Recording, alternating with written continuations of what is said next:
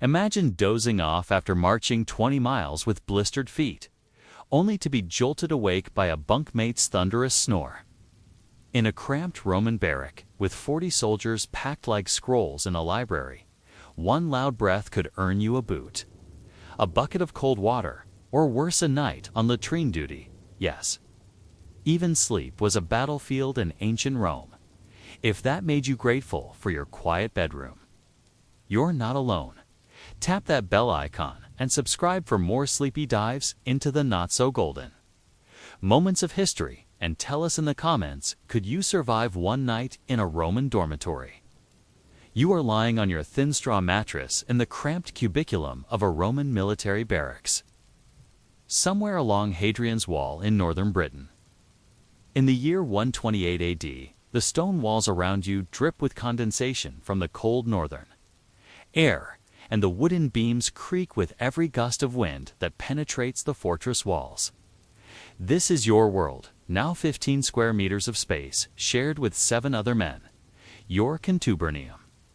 The basic unit of Roman military life that binds you together more intimately than family, more permanently than marriage. Marcus Brutus Flavianus, not the famous assassin, but a common soldier whose parents hoped a grand name might elevate their son's prospects, lies on the bunk directly above you. The wooden frame creaks under his considerable bulk, accumulated from years of military rations and the sedentary duties of a fortress posting. At 32, Marcus has served in the legions for 14 years, long enough to earn the grudging respect of his tent mates and the calculated tolerance of his centurion. But tonight, as on so many nights before, Marcus's sleep becomes everyone's torment.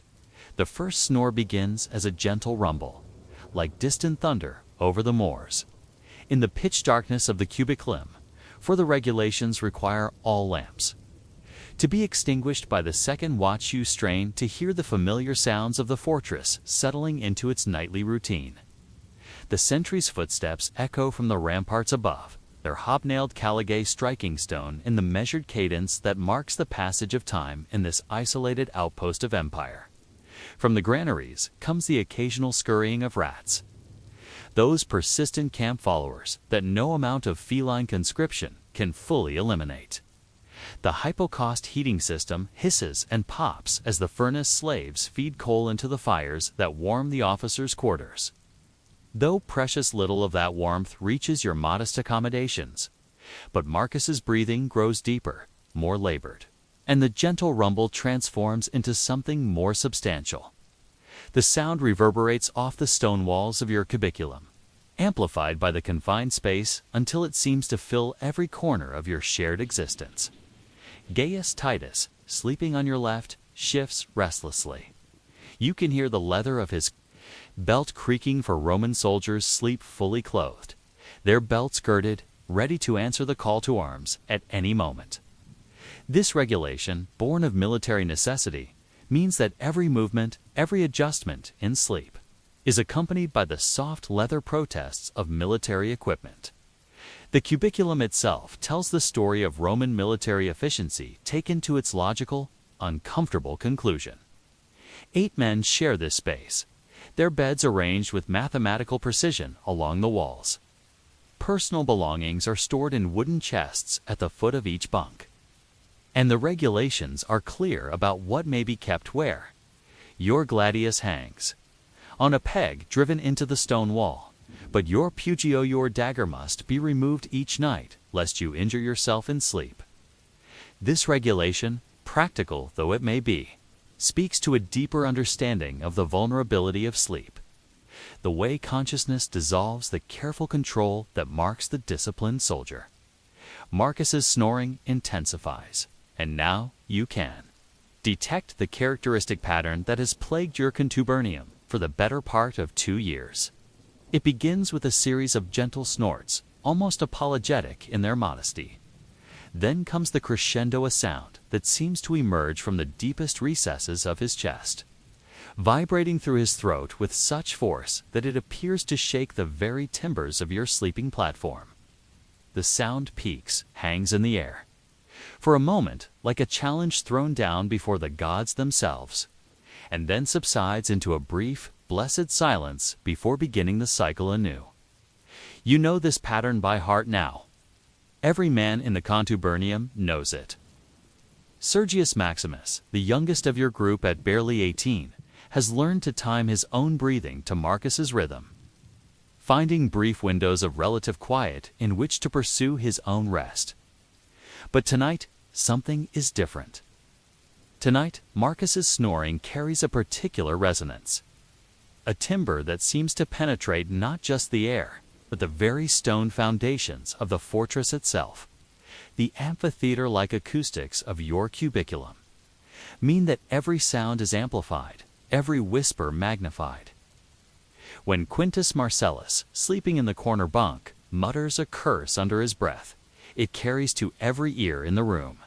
When young Sergius shifts on his straw mattress, the rustling seems as loud as a century on the march. And when Marcus snores, it becomes the dominant voice in your shared nocturnal symphony, drowning out even the wind that howls across the northern British Highlands. But why does Marcus snore? The question has occupied the idle speculation of your contubernium during countless hours of guard duty and equipment maintenance. Some attribute it to his fondness for the thick porridge that forms the backbone of military rations, suggesting that his substantial belly presses against his breathing passages when he lies supine. Others point to an old wound from the Jewish rebellion in Judea, where a sling stone caught him in the throat during the siege of a hill fort whose name none of you can properly pronounce. The medicus who examined him after that engagement spoke of damage to the internal passages, though whether this truly explains his nocturnal thundering remains a matter of debate. The Roman military, in its infinite attention to detail, has regulations covering virtually every aspect of a soldier's life, from the proper method of constructing field latrines to the precise angle at which a pilum should be held during parade formation. Yet nowhere in the regulations is there specific guidance for dealing with a tentmate whose sleep habits threaten the rest of his comrades. This omission is not accidental, but rather reflects a deeper Roman understanding of the collective nature of military life. You are expected to endure, to adapt, to find ways of maintaining unit cohesion despite the inevitable friction that arises when men are forced to live in such intimate proximity. The contubernium system itself represents one of Rome's greatest military innovations. By organizing soldiers into groups of 8, sharing not just sleeping quarters, but cooking duties, equipment maintenance, and mutual responsibility for conduct and performance, the legions created bonds that transcended mere military hierarchy. You know the eating habits, the personal hygiene practices, the family histories, and the private fears of every man in your tent group. This intimacy breeds both loyalty and irritation in equal measure, creating relationships that are simultaneously fraternal and contentious. Marcus's snoring continues, and you find yourself cataloging the various sounds that make up his nocturnal repertoire. There are the light, almost musical trills that occur during the shallow phases of his sleep.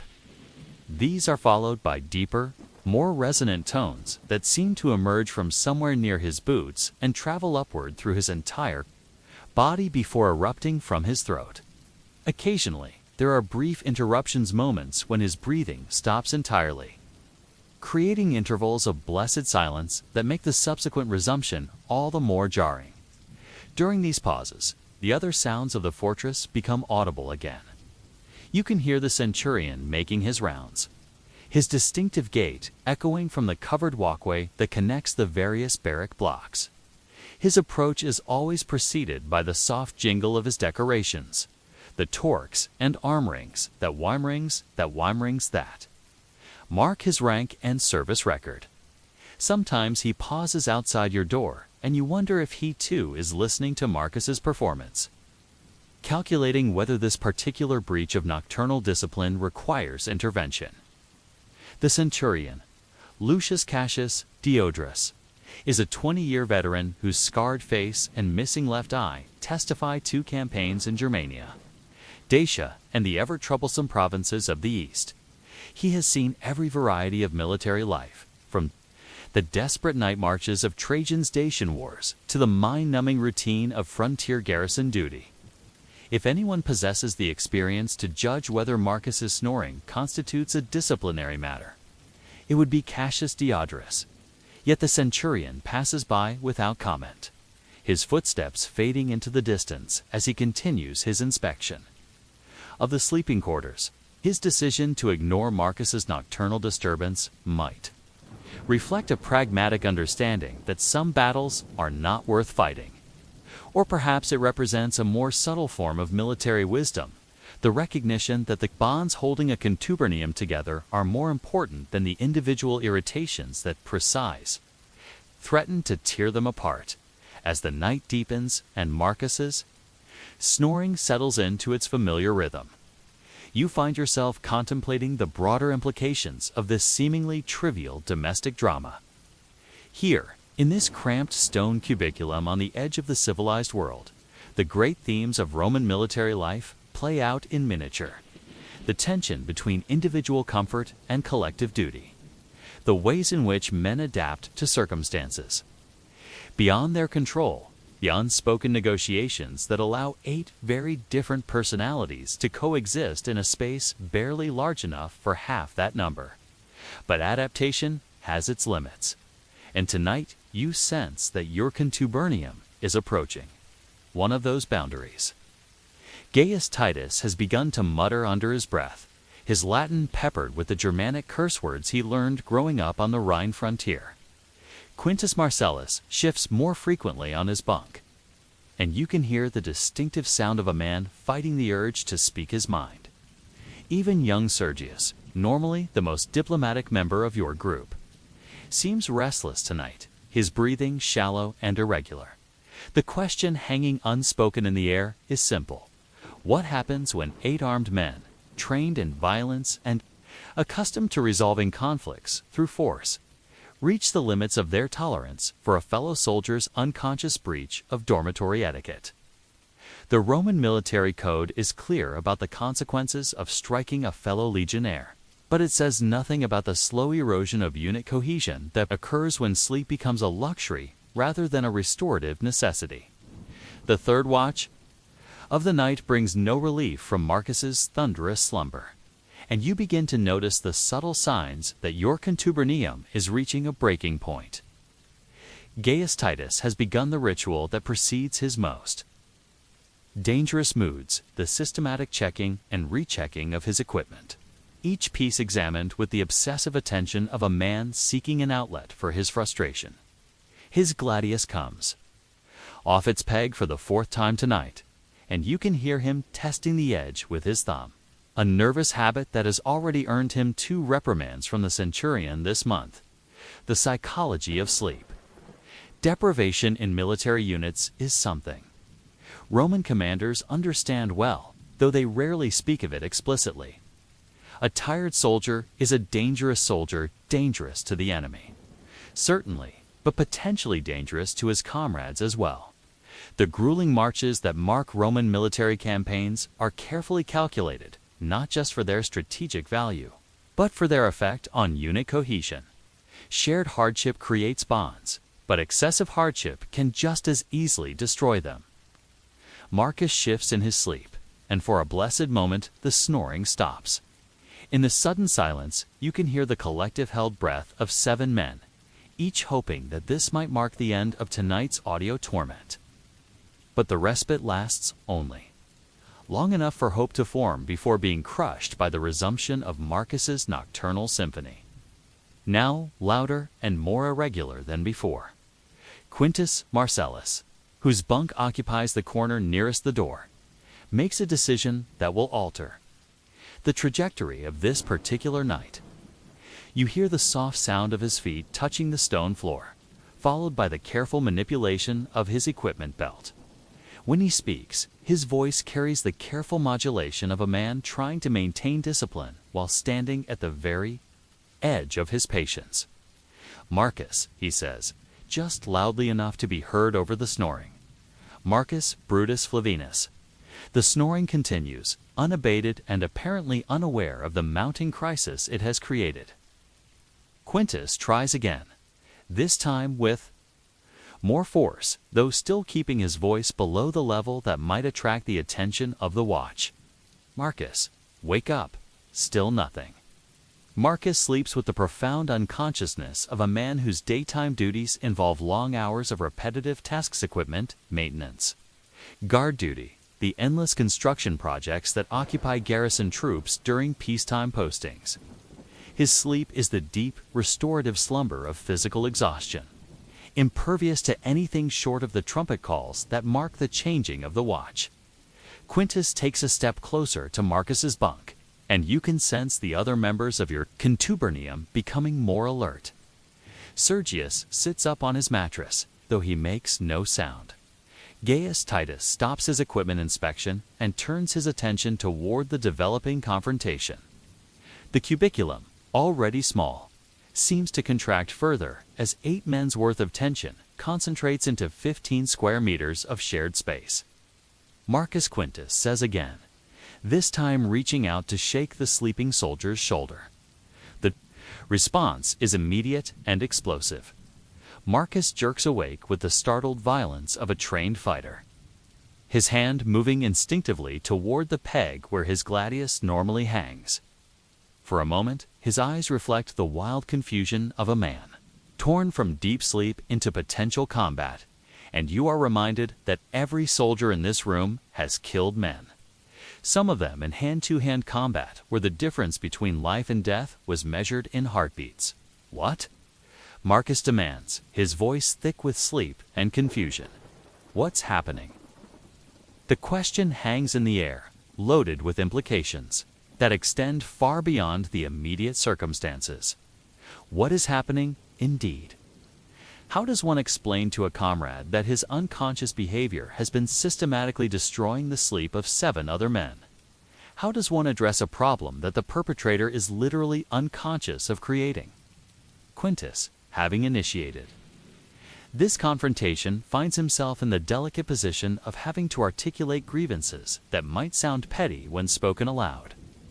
The Roman military places enormous emphasis on stoicism, on the ability to endure hardship without complaint. To voice dissatisfaction with something as apparently trivial as a tentmate's sleeping habits risks appearing weak, unsoldierly, unworthy of the eagle standards that represent the honor of the legions. "You were snoring," Quintus says finally, his voice carefully neutral. "It's been going on for hours." Marcus blinks, processing this information with the slow deliberation of a mind still emerging from sleep. Around the cubiculum, 6 other men watch this exchange with the fascinated attention of spectators at a gladiatorial contest. The dynamics of small group conflict are about to play out in real time, with consequences that could reverberate through their contubernium for months to come. Snoring, Marcus repeats as if the word were foreign to him. "Ah, I was sleeping," loudly adds Gaius Titus from his corner, its contribution carrying an edge that suggests his patience has been exhausted hours ago. Marcus looks around the cubiculum, taking in the faces of his tentmates, reading the mix of exhaustion, frustration, and carefully controlled anger that greets his awakening. For a man who has spent 2 years sharing intimate quarters with these soldiers, the emotional temperature of the room is impossible to misinterpret. "I can't help how I sleep," he says finally, his tone carrying the defensive quality of a man who recognizes he is being criticized for something beyond his conscious control. This response, reasonable though it may be, touches on one of the fundamental challenges of communal military life. How much consideration does one soldier owe to his tent mates? Where is the line between individual rights and collective welfare? The Roman military code is clear about duties and obligations that relate to combat effectiveness and unit discipline, but it provides little guidance for navigating the subtle interpersonal conflicts that arise when men are forced to live in such close proximity. "Maybe you could sleep on your side," suggests Sergius. his youth allowing him to offer solutions that his older tentmates might find too presumptuous to voice, Marcus considers this proposal with the seriousness of a man evaluating a tactical suggestion. In the Roman military, even the most junior soldiers' ideas are given consideration, partly because survival often depends on collective problem-solving, and partly because the rigid hierarchy of command is balanced by a pragmatic recognition that good ideas can come from any source. I move around when I sleep, Marcus explains. I don't control what position I end up in. The conversation has reached an impasse that reflects larger questions about personal responsibility and communal living. Marcus is correct that he cannot consciously control his sleeping position, just as he cannot consciously control his snoring. Yet his tentmates are equally correct that his unconscious behavior is having a very conscious impact on their ability to function as soldiers. Gaius Titus, whose Germanic background has given him a more direct approach to conflict resolution than his Roman-born tentmates, decides to cut through the diplomatic niceties that have characterized the conversation. So far, the snoring has to stop, he says bluntly. We're all losing sleep. It's affecting our duties. This last point carries particular weight in the military context. Roman soldiers are expected to maintain peak performance regardless of personal circumstances, and anything that interferes with combat effectiveness is, by definition, a military matter. By framing Marcus's snoring as a threat to unit performance, Gaius has elevated the issue from a personal grievance to a professional concern. Marcus straightens on his bunk, and you can see him processing the implications of this accusation. To be charged with behavior that undermines unit effectiveness is a serious matter, one that could result in disciplinary action if brought to the attention of the centurion. The Roman military justice system is swift and harsh, with punishments ranging from extra duties and reduced rations to public flogging and, in extreme cases, decimation, the execution of every 10th man in a unit that has failed in its duties. Are you threatening to report me? Marcus asks, his voice taking on the dangerous quiet that experienced soldiers recognize as a prelude to violence. The question exposes the fundamental dilemma facing your contubernium. Roman military discipline depends on a complex balance between formal hierarchy and informal peer pressure. Soldiers are expected to resolve minor conflicts among themselves, reserving official channels for serious breaches of discipline. But what constitutes a minor conflict? At what point does a sleeping disturbance become a disciplinary matter worthy of the centurion's attention? Quintus, perhaps recognizing that the conversation is moving toward dangerous territory, attempts to diffuse the tension. Nobody wants to involve the centurion, he says carefully. We're just trying to find a solution that works for everyone. But Marcus is now fully awake and fully engaged with what he perceives as a challenge to his standing within the contubernium. Sleep deprivation affects judgment, and a man awakened from deep slumber by accusations from his tentmates is not necessarily thinking with perfect clarity. If you have a problem with how I sleep, he says, rising from his bunk to his full height, maybe we should settle it now. The threat is implicit but unmistakable. In the Roman military, personal disputes are sometimes resolved through single combat, though such encounters are officially discouraged and unofficially tolerated only when they don't interfere with unit cohesion. The prospect of two members of the same contubernium fighting over sleeping arrangements represents exactly the kind of breakdown in discipline that Roman military doctrine is designed to prevent. You find yourself weighing the options available to your small group.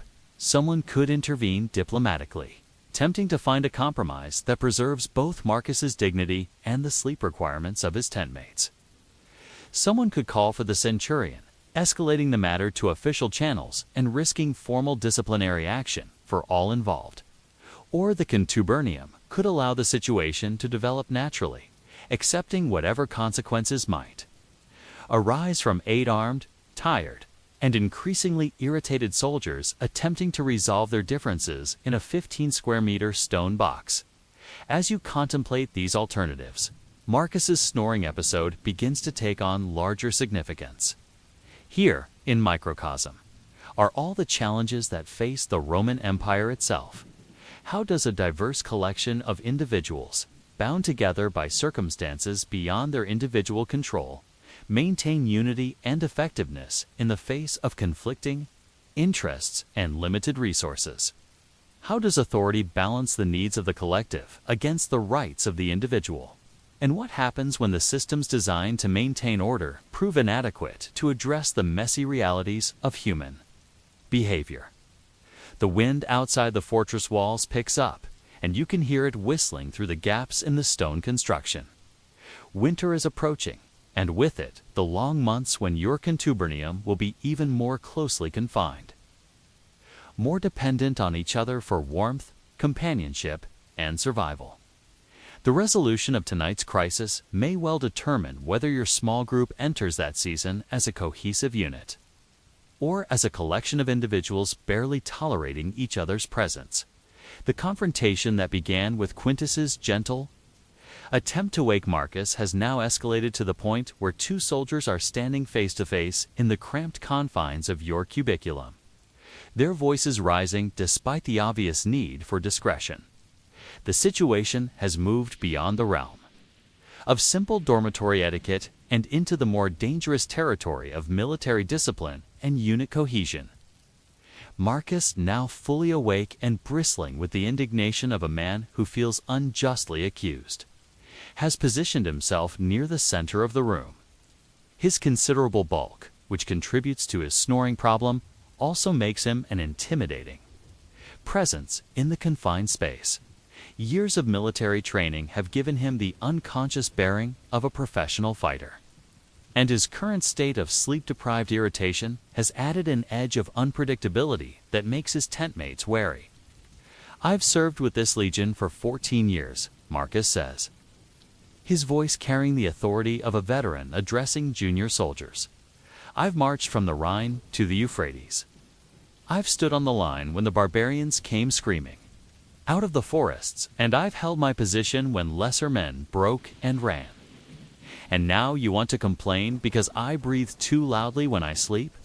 The argument carries weight, and Marcus knows it. In the Roman military, service record trumps almost every other consideration. It's a veteran who has proven himself in combat, has earned a level of respect and tolerance that extends to his personal habits, no matter how annoying they might be to his tentmates. The implicit message is clear: if you can't tolerate my snoring, perhaps you're not tough enough to be a Roman soldier. But Gaius Titus, whose own service record includes campaigns against the Germanic tribes that constantly threaten the Rhine frontier, is not intimidated by appeals to military seniority. His response carries the sharp edge of a man who has reached the limits of his patience. "Your 14 years of service don't make the rest of us sleep any better," he says bluntly. "And tired soldiers make mistakes. Mistakes get people killed." This escalation transforms the argument from a personal grievance into a matter of life and death, literally. Roman military doctrine emphasizes the interconnected nature of unit effectiveness. Every soldier's performance affects the survival chances of his comrades. By framing Marcus's snoring as a threat to combat readiness, Gaius has made it impossible to dismiss the complaint as mere personal preference.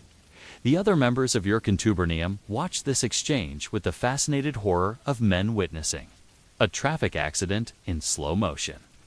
Sergius, the youngest member of your group, sits rigid on his bunk, his eyes wide with the realization that he is witnessing the kind of breakdown in unit discipline that veteran soldiers warn recruits about during their first weeks of service.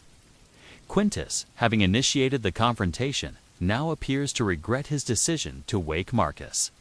But it is too late to retreat from the position he has taken.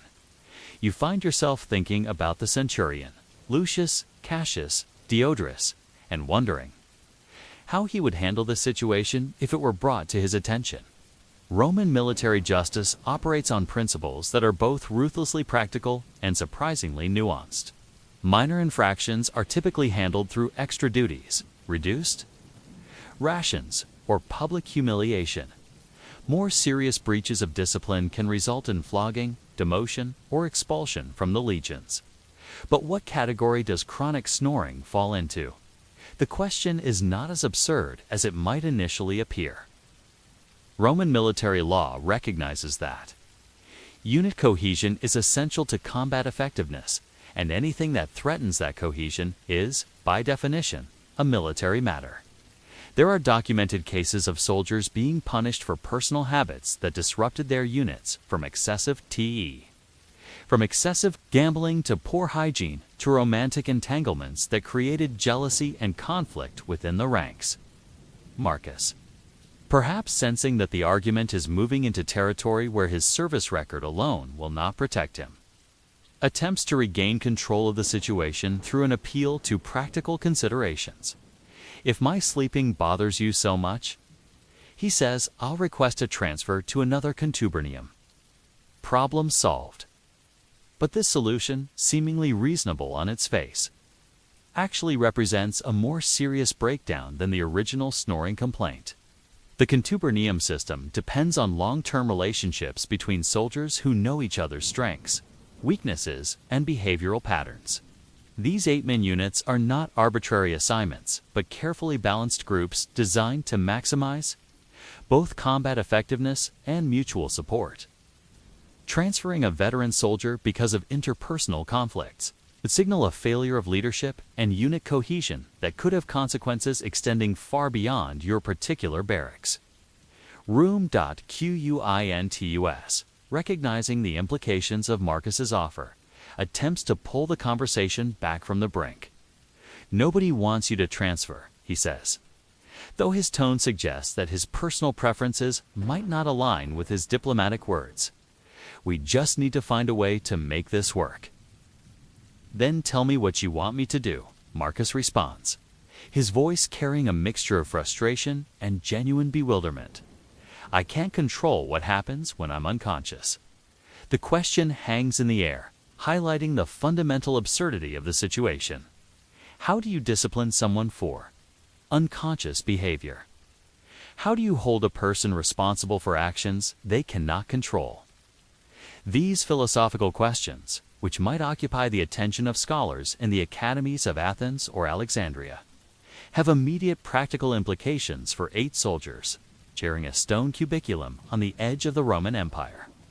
Young Sergius, perhaps emboldened by the temporary lull in hostilities, ventures a suggestion that reflects both his youth and his practical turn of mind.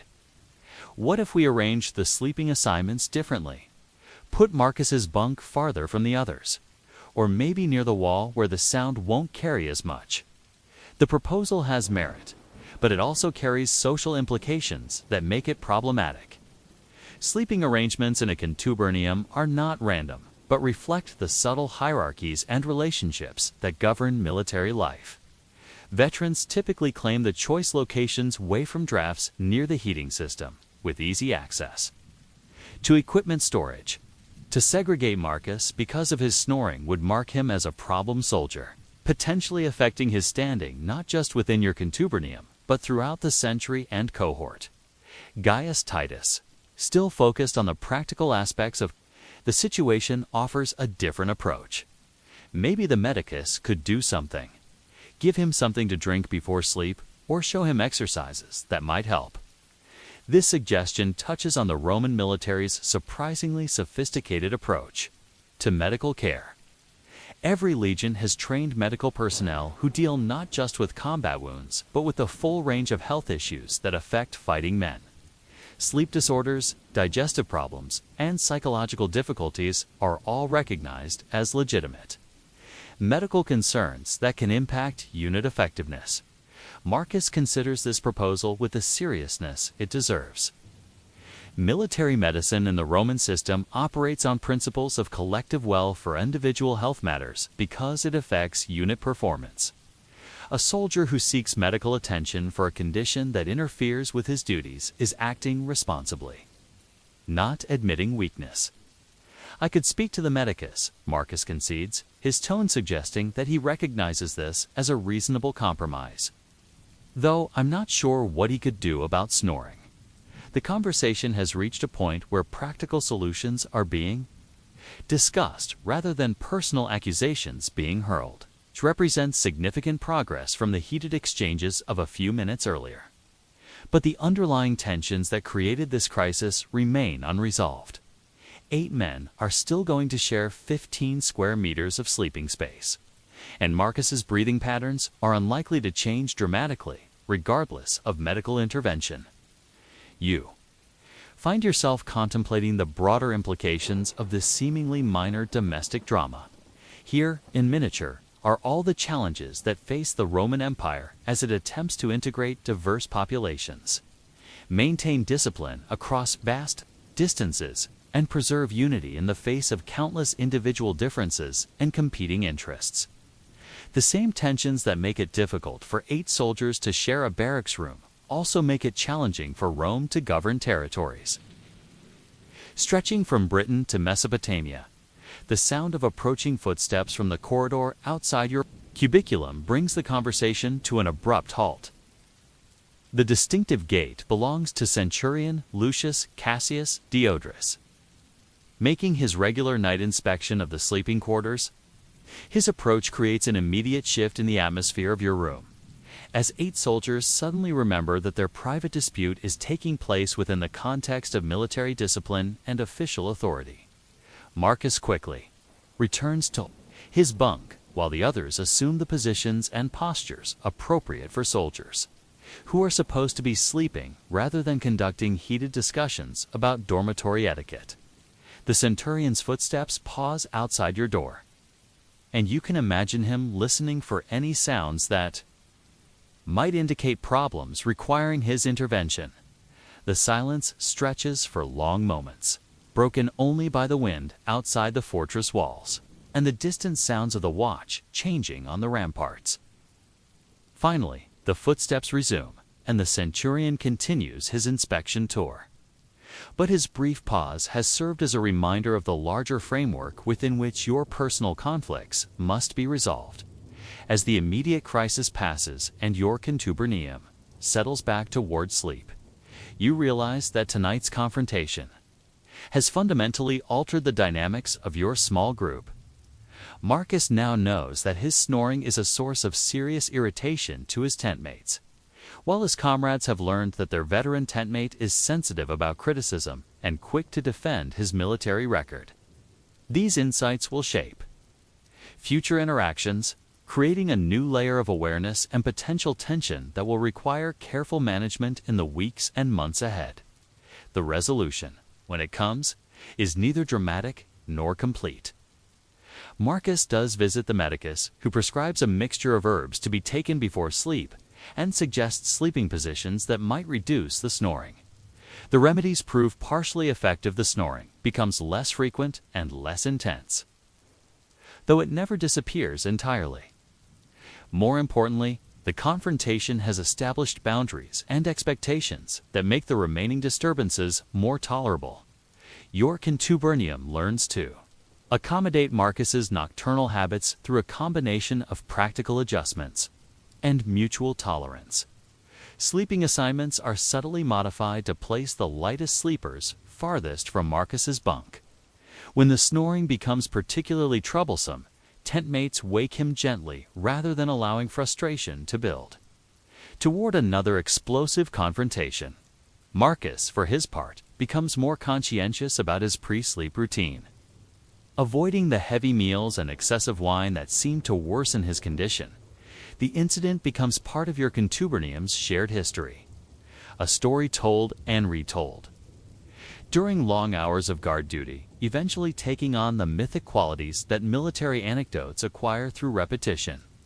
Years later, when some of you have been discharged and returned to civilian life, you will still remember the night when Marcus's snoring nearly broke apart your tent group, and you will marvel at how such a trivial thing could have seemed so important, so threatening to the bonds that held you together.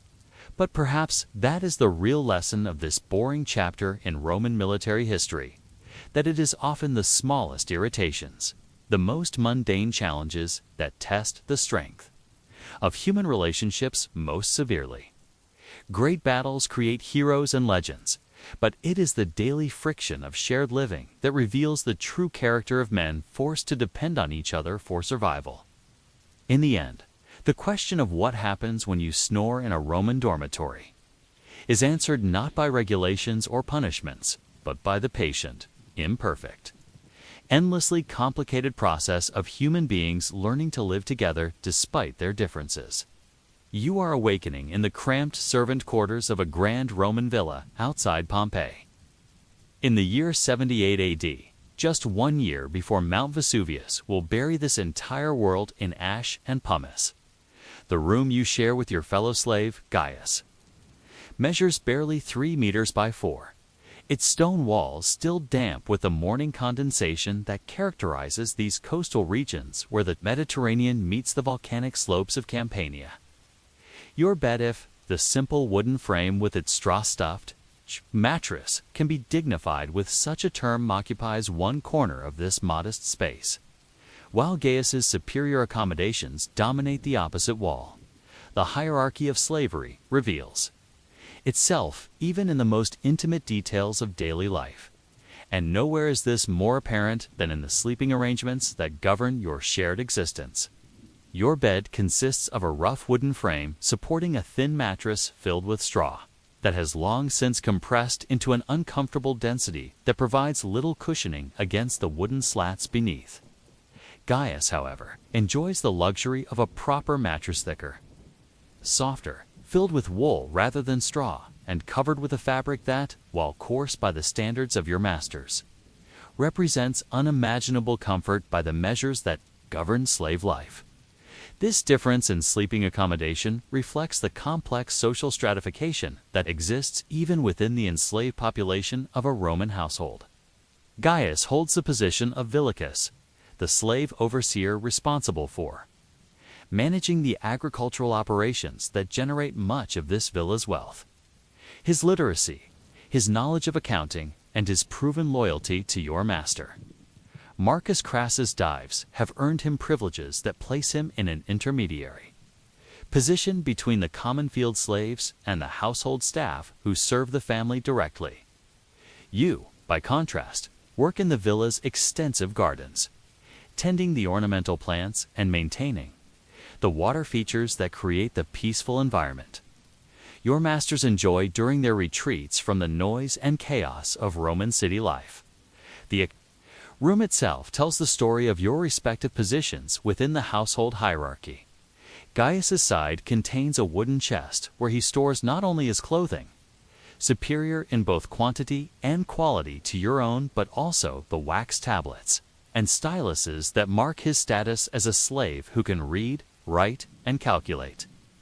Your possessions, by contrast, fit easily into a small basket woven from local reeds to tunics, a heavy cloak for winter work, and the few personal items that Roman law permits slaves to own. But it is the sound that Gaius makes during his sleep that has begun to dominate the nights in your shared quarters, creating a problem that transcends the simple matter of personal comfort and touches on the delicate balance of power that governs every aspect of slave life. Gaius snores, not the gentle breathing of a man at rest, but a thunderous, rumbling disturbance that fills your tiny room with such volume and persistence that it seems to shake the very clay vessels that hold your meager possessions. The snoring follows a pattern that you have come to know with the intimate familiarity of a prisoner studying his jailer's routines. It begins shortly after Gaius settles into his preferred sleeping position at his back, his hands folded across his chest in the manner of a man who has earned the right to rest without fear. The first sounds are deceptively modest, soft, rhythmic, breathing that might lull you into believing that tonight will be different, that tonight you will be granted the gift of uninterrupted sleep. But as Gaius descends deeper into slumber, the gentle breathing transforms into something more substantial. The snores begin as low, rumbling sounds that seem to emerge from the depths of his chest, vibrating through the wooden frame of his superior, bed and transmitting through the stone floor to your own meager sleeping arrangement. The sound builds gradually, like the distant approach of a thunderstorm, until it reaches a crescendo that drowns out all other nocturnal sounds, the scurrying of mice in the walls, the distant barking of the villa's guard dogs, even the soft whisper of wind through the cypress trees that line the villa's approaches. Your master's villa, like all Roman country houses of substantial size, operates according to a complex hierarchy that extends far beyond the simple distinction between free and enslaved. Within the slave population itself, there exist gradations of status, privilege, and responsibility that create a miniature society with its own rules, customs, and sources of conflict. At the top of this hierarchy stand the household slaves who serve the family directly, the personal attendants, the cooks, the children's tutors, and the trusted advisors who manage the family's business affairs. Below them are the skilled craftsmen and agricultural supervisors like Gaius, who possess specialized knowledge that makes them valuable to their masters. At the bottom are the field hands, the kitchen helpers, and the general laborers who perform the basic tasks that keep the villa functioning. You occupy a position somewhere in the middle of this hierarchy, neither privileged enough to enjoy the comforts granted to the household favorites, nor relegated to the harsh conditions endured by the field slaves. Your work in the villa's gardens requires skill and knowledge. You must understand the growing requirements of ornamental plants, the proper timing for pruning and fertilizing, the delicate balance of water and sunlight that keeps the landscaping in the pristine condition that your masters expect. This expertise has earned you certain privileges: better food than the field slaves receive, superior clothing, and the right to share quarters with Gaius rather than sleeping in the communal dormitories where the common laborers are housed. But privilege, as you have learned during your years of enslavement, is always contingent, always subject to the whims and changing needs of those who hold power over your life. The comfortable mattress that Gaius enjoys, the additional blankets that keep him warm during the winter months, the small luxuries that mark his elevated status, all of these could be withdrawn at any moment if he falls from favor or if his usefulness to the household diminishes. This knowledge creates a particular tension in your relationship with Gaius, a combination of respect for his authority and resentment of his privileges that mirrors the broader dynamics of Roman slave society. The snoring that now fills your shared quarters every night represents more than simply a personal annoyance. It is a manifestation of the power dynamics that govern your daily existence.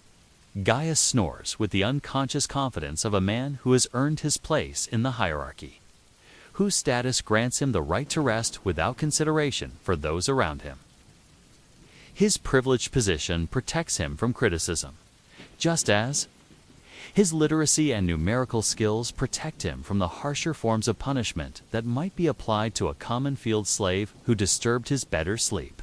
You, by contrast, must endure the nightly disturbance in silence, not because you lack the physical ability to wake Gaius or to voice your complaints, but because the social structure of slave life makes such action impossible.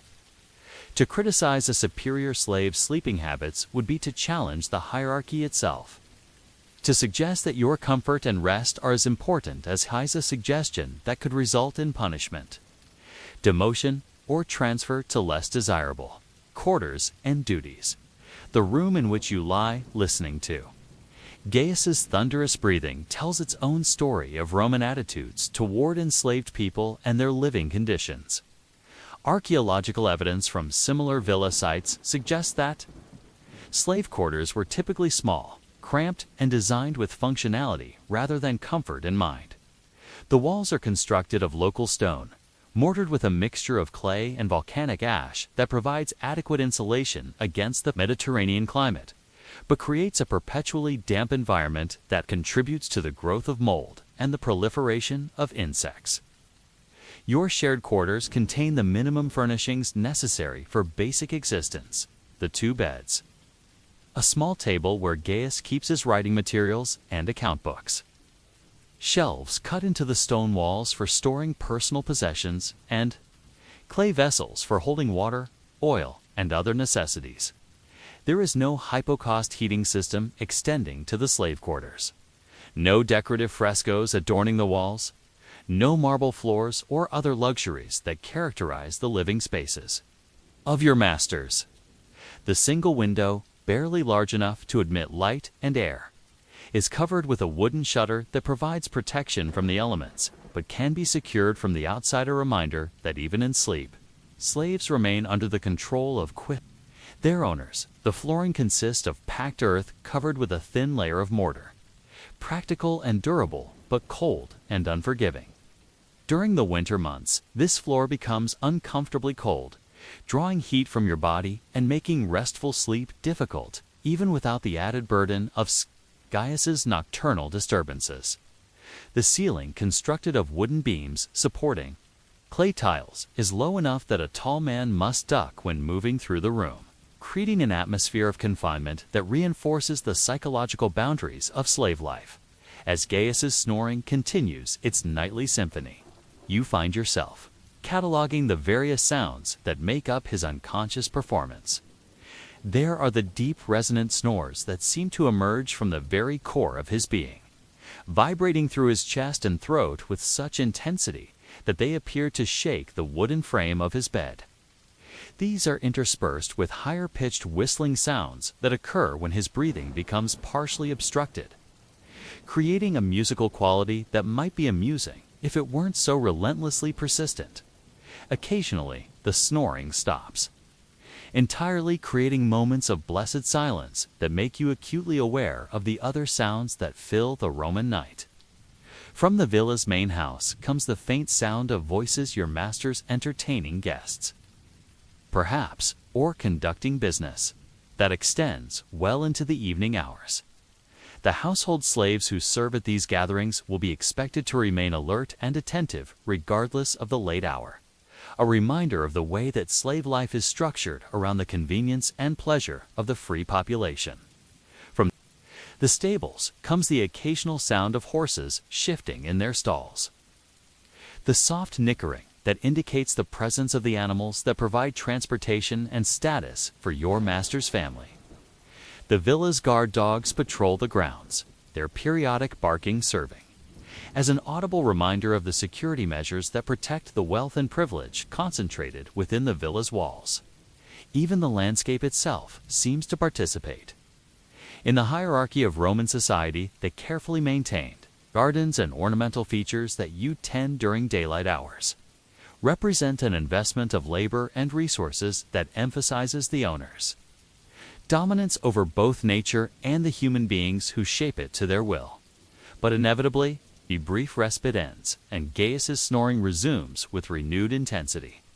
The pattern repeats throughout the night, creating a cycle of disturbance and temporary relief that makes genuine rest impossible. You lie on your straw mattress, feeling the uncomfortable press of the wooden slats against your back, listening to the acoustic evidence of your fellow slave's privileged position within the household hierarchy. The irony of your situation is not lost on you. Here, in the very heart of a Roman villa dedicated to leisure and refinement, you are denied the most basic requirement for human well-being: peaceful sleep. The masters of the house retire to their comfortable cubicula, their soft beds, their quiet chambers where the only sounds are the gentle whisper of wind through expensive silk curtains and the distant murmur of household slaves going about their duties. Meanwhile, you must endure the nightly torment of Gaius's unconscious assertion of his superior status, a reminder that even in sleep, the hierarchies of Roman society continue to operate with relentless efficiency. As the night deepens and Gaius's snoring settles into its familiar rhythm, you find yourself wondering about the other slaves scattered throughout the villa's various quarters. Do the field hands, crowded into their communal dormitories, face similar challenges with snoring tent mates? Do the household slaves, with their marginally better accommodations, enjoy peaceful sleep, or are they too subject to the unconscious tyrannies of their bunkmates? And what of the favored slaves, those who have earned private quarters through exceptional service or particular skills? Do they sleep the untroubled sleep of the privileged, or do they too face nocturnal disturbances that remind them of their fundamental powerlessness? The question of what happens when you snore in a Roman slave dormitory has begun to take on significance far beyond the simple matter of personal comfort. It touches on fundamental questions about power, hierarchy, and the ways in which social structures assert themselves even in the most intimate aspects of human existence. Tonight, as on so many nights before, you will lie awake listening to Gaius's triumphant breathing, knowing that tomorrow will bring another day of careful deference to the man whose unconscious habits dominate your sleep, whose privileged position makes complaint impossible, and whose snoring serves as a nightly reminder of your place in the complex hierarchy of Roman slave society. The third hour past midnight brings no relief from Gaius's thunderous slumber, and you find yourself studying the subtle ways that sleep deprivation affects your ability to navigate the complex social dynamics of villa life. Your work in the gardens requires not just physical strength and horticultural knowledge, but also the delicate political awareness that allows a slave to anticipate the needs and moods of masters whose favor can mean the difference between comfortable servitude and harsh punishment. Tonight's lost sleep will make tomorrow's interactions more challenging, more fraught with the possibility of misunderstanding or failure. Roman slave society operates according to an unspoken code of conduct that governs every aspect of interpersonal relationships, from the most formal interactions with masters to the most casual conversations between fellow slaves. Within this system, the question of how to address a superior slave's disruptive sleeping habits becomes a test of social intelligence and diplomatic skill.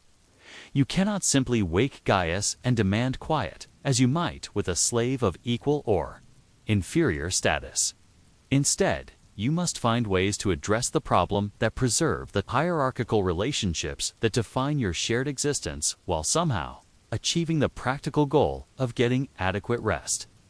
The villa's nocturnal soundscape provides a constant reminder of the hierarchies that shape every aspect of life within its walls.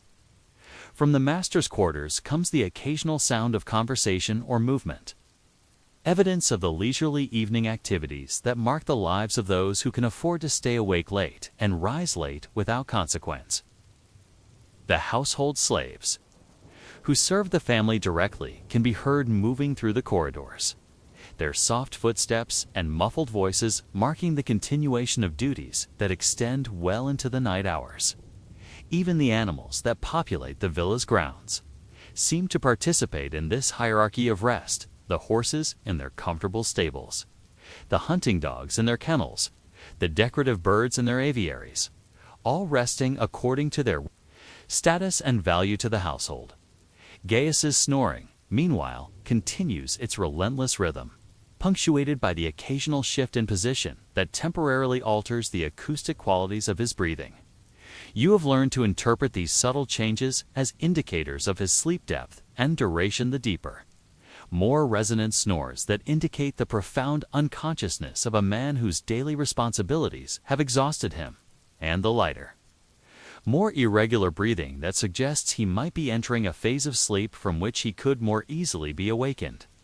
The temptation to wake him grows stronger as the night progresses, but you are held back by an understanding of the potential consequences that extends far beyond the immediate interaction.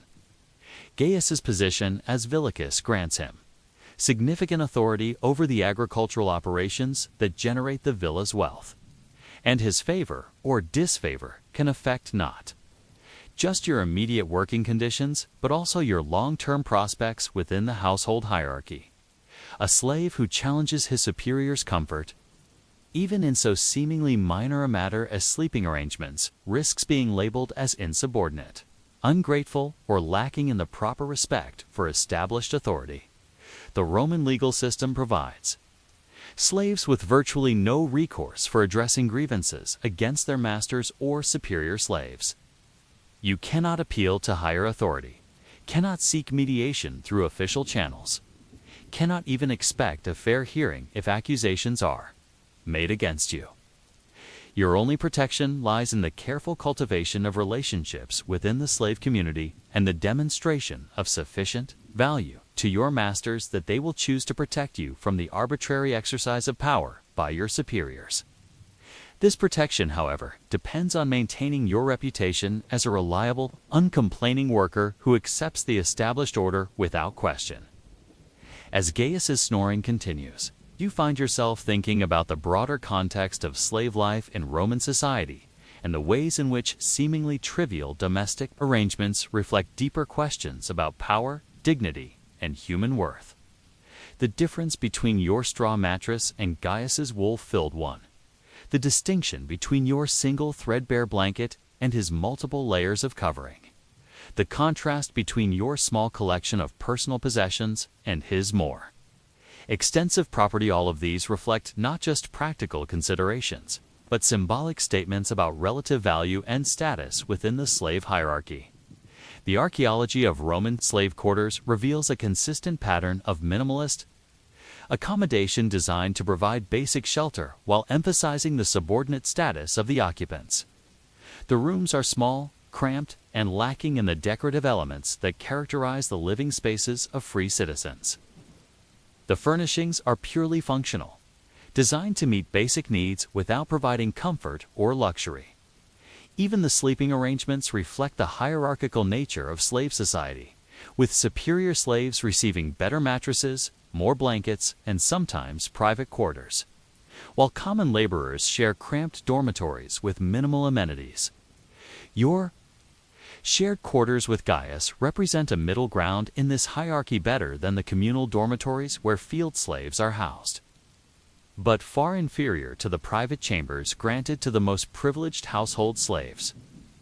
The room's modest dimensions force an intimacy that would be unthinkable between free citizens of different social ranks, creating a situation where the normal rules of Roman social interaction must be constantly negotiated and renegotiated.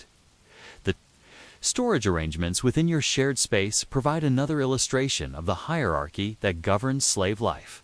Gaius's wooden chest, sturdy and substantial, dominates one corner of the room and contains not just his clothing and personal items, but also the tools of his trade, the wax tablets, styluses, the count books that mark his literacy and administrative responsibilities.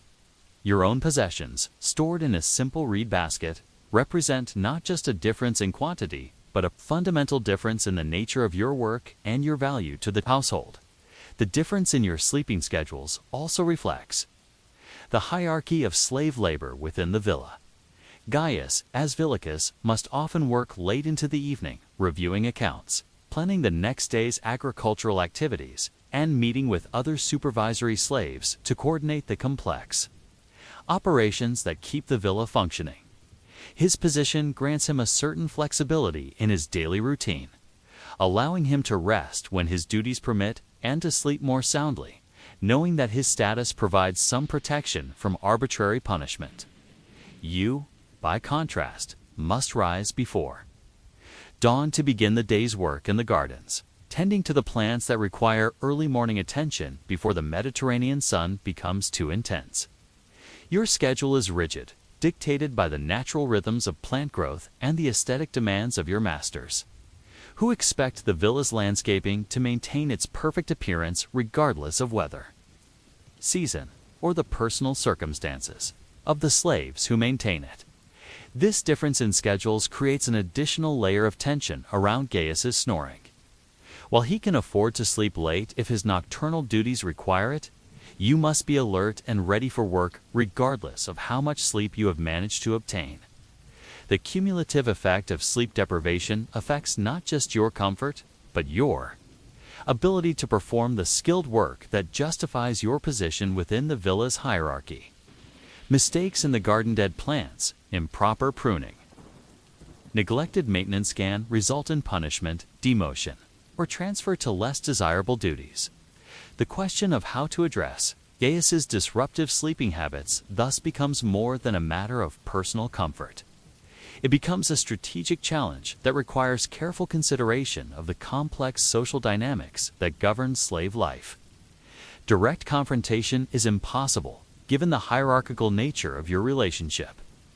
Indirect approaches, such as making subtle suggestions about sleeping positions or offering remedies for snoring, risk being interpreted as presumptuous or disrespectful. Even seemingly neutral approaches, such as requesting a change in sleeping arrangements, could be seen as challenging.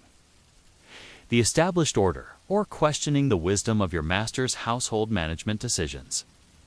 The Roman attitude toward slaves and their living conditions reflects a fundamental assumption about the nature of human worth and dignity. Slaves are considered property, valuable primarily for their ability to perform labor and generate wealth. For their owners, their personal comfort, individual preferences, and private concerns are secondary considerations, important only insofar as they affect productivity and efficiency. This philosophical framework makes it virtually impossible for slaves to assert their own needs or interests when they conflict with the preferences of their superiors, even in matters as basic as sleeping arrangements. The villa's architectural design reinforces these hierarchical relationships through the physical separation of different classes of inhabitants.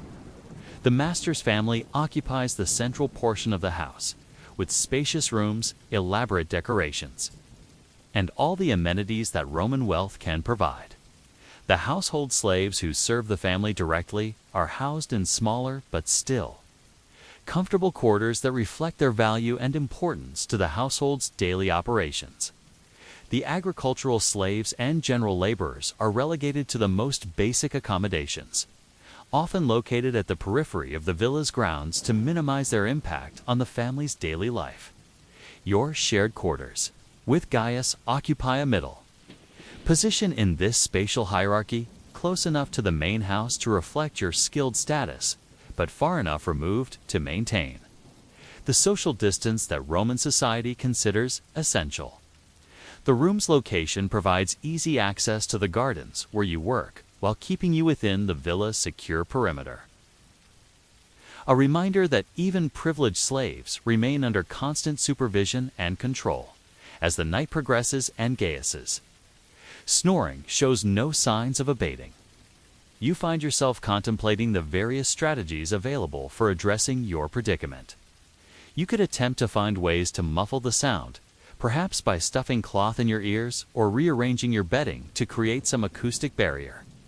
You could try to adjust your own sleep schedule, going to bed earlier or later in hopes of finding windows of quiet during Gaius's lighter sleep phases.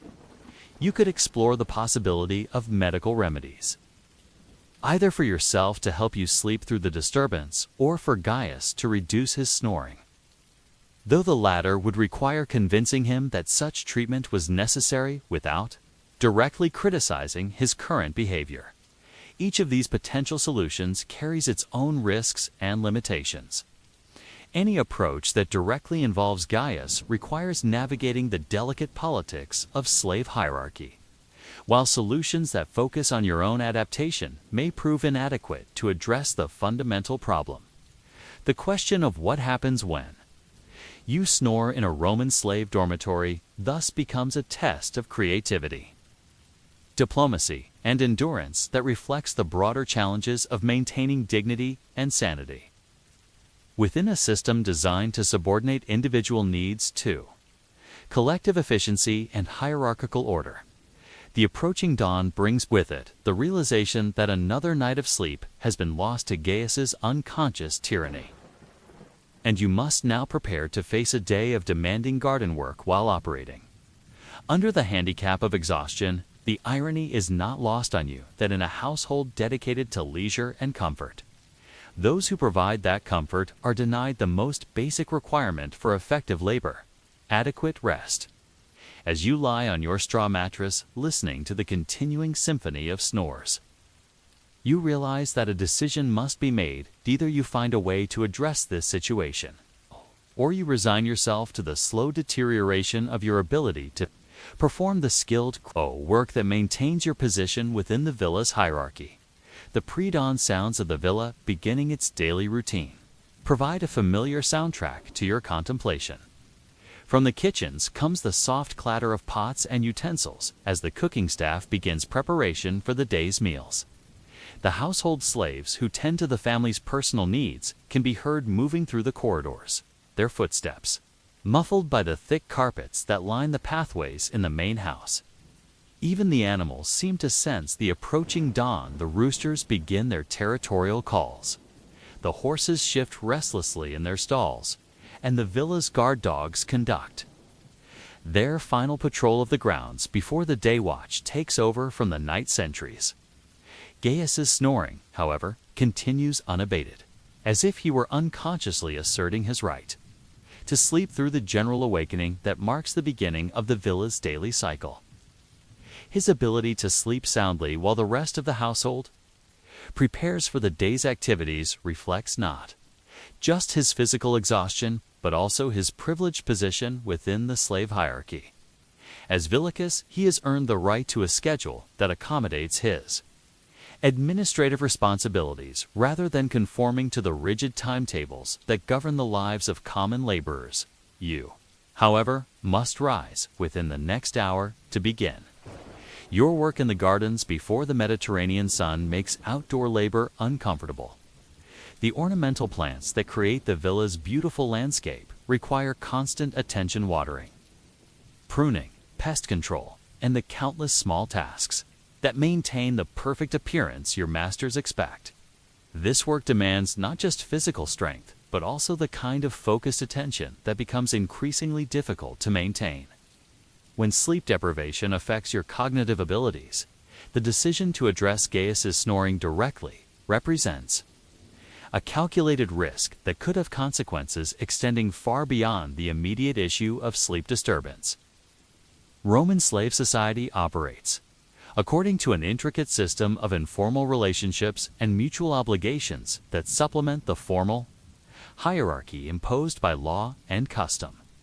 Within this system, the way you approach a superior slave about a sensitive issue can affect not just your immediate relationship with that individual, but also your reputation throughout the slave community and your standing with the masters, who ultimately control your fate. After careful consideration, you decide to attempt an indirect approach that addresses the practical problem, while avoiding direct criticism of Gaius's behavior. You wait for a moment when his snoring pause, one of those brief intervals of silence that occur throughout the night, and then you begin to shift restlessly on your own mattress, creating enough noise to potentially disturb his sleep without appearing to do so deliberately. The technique proves partially successful. Gaius's snoring stops, and you can hear him shifting position on his superior mattress. For several minutes, blessed silence fills the room, broken only by the distant sounds of the villa's morning preparations. You allow yourself to hope that this change of position might resolve the problem, that perhaps Gaius's snoring is position dependent, and that his unconscious adjustment might grant you the remaining hours of sleep you desperately need. But the relief proves temporary. Within minutes, the snoring resumes with renewed intensity, as if Gaius's brief awakening has only served to reset his respiratory system for an even more vigorous performance.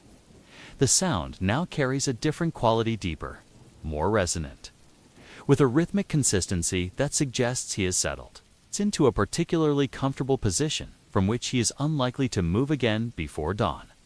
Faced with this setback, you consider more direct approaches. The Roman system of slave management recognizes that productivity depends on the health and well-being of the labor force, and masters generally support reasonable requests for improved working conditions, if they can be justified in terms of economic efficiency. Perhaps you could approach the villa's steward, a freed slave who manages many aspects of a household's daily operations, with a carefully worded request for sleeping arrangements that would allow you to maintain the high standards of garden maintenance that your masters expect. Such an approach would require considerable diplomatic skill. You would need to frame your request in terms that emphasize your commitment to serving the household effectively rather than personal comfort or dissatisfaction with current arrangements. You might suggest that the demanding nature of garden work requires optimal rest to prevent the kind of mistakes that could damage valuable plants or compromise the villa's aesthetic appeal.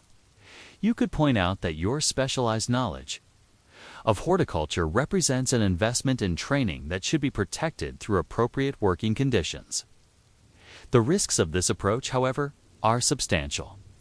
Any complaint about living conditions could be interpreted as ingratitude or insubordination, particularly if it comes from a slave who has been granted better quarters than the common laborers. The steward might view your request as an attempt to elevate your status within the household hierarchy, a presumption that could result in punishment rather than accommodation. Even if your request were granted, the change might create resentment among other slaves who lack the specialized skills that justify preferential treatment. As you weigh these options, Gaius suddenly shifts again, and his snoring takes on a different character. The deep, resonant sounds are now punctuated by periods of irregular breathing that suggest he may be entering a lighter phase of sleep. This change creates an opportunity for a more direct approach. Perhaps you could wake him gently and suggest that he might be more comfortable in a different position, framing your intervention as concern for his well-being rather than criticism of his snoring. The attempt at diplomatic awakening requires careful timing and technique. You wait for a moment when his breathing becomes particularly irregular, then clear your throat softly, not loudly enough to startle him awake, but sufficiently audible to potentially penetrate his sleep-fogged consciousness. When this produces no response, you try a slightly more direct approach, calling his name in a whisper that carries just enough volume to reach his ears without disturbing anyone in neighboring quarters. "Gaius," you say softly. "Gaius, are you comfortable?" The response is immediate and illuminating. Gaius jerks awake with the startled alertness of a man whose administrative responsibilities have trained him to respond quickly to any potential crisis. His eyes open instantly, scanning the room for signs of danger or urgency, and you can see him processing the situation with the rapid assessment skills that have made him valuable to your masters. "What?" he asks, his voice carrying the sharp edge of interrupted sleep. "What's wrong?" The question creates a moment of opportunity and danger. How you respond will determine whether this interaction resolves the immediate problem or creates a larger conflict that could affect your relationship with Gaius for months to come. You choose your words carefully, attempting to express concern for his well-being while indirectly addressing the snoring issue.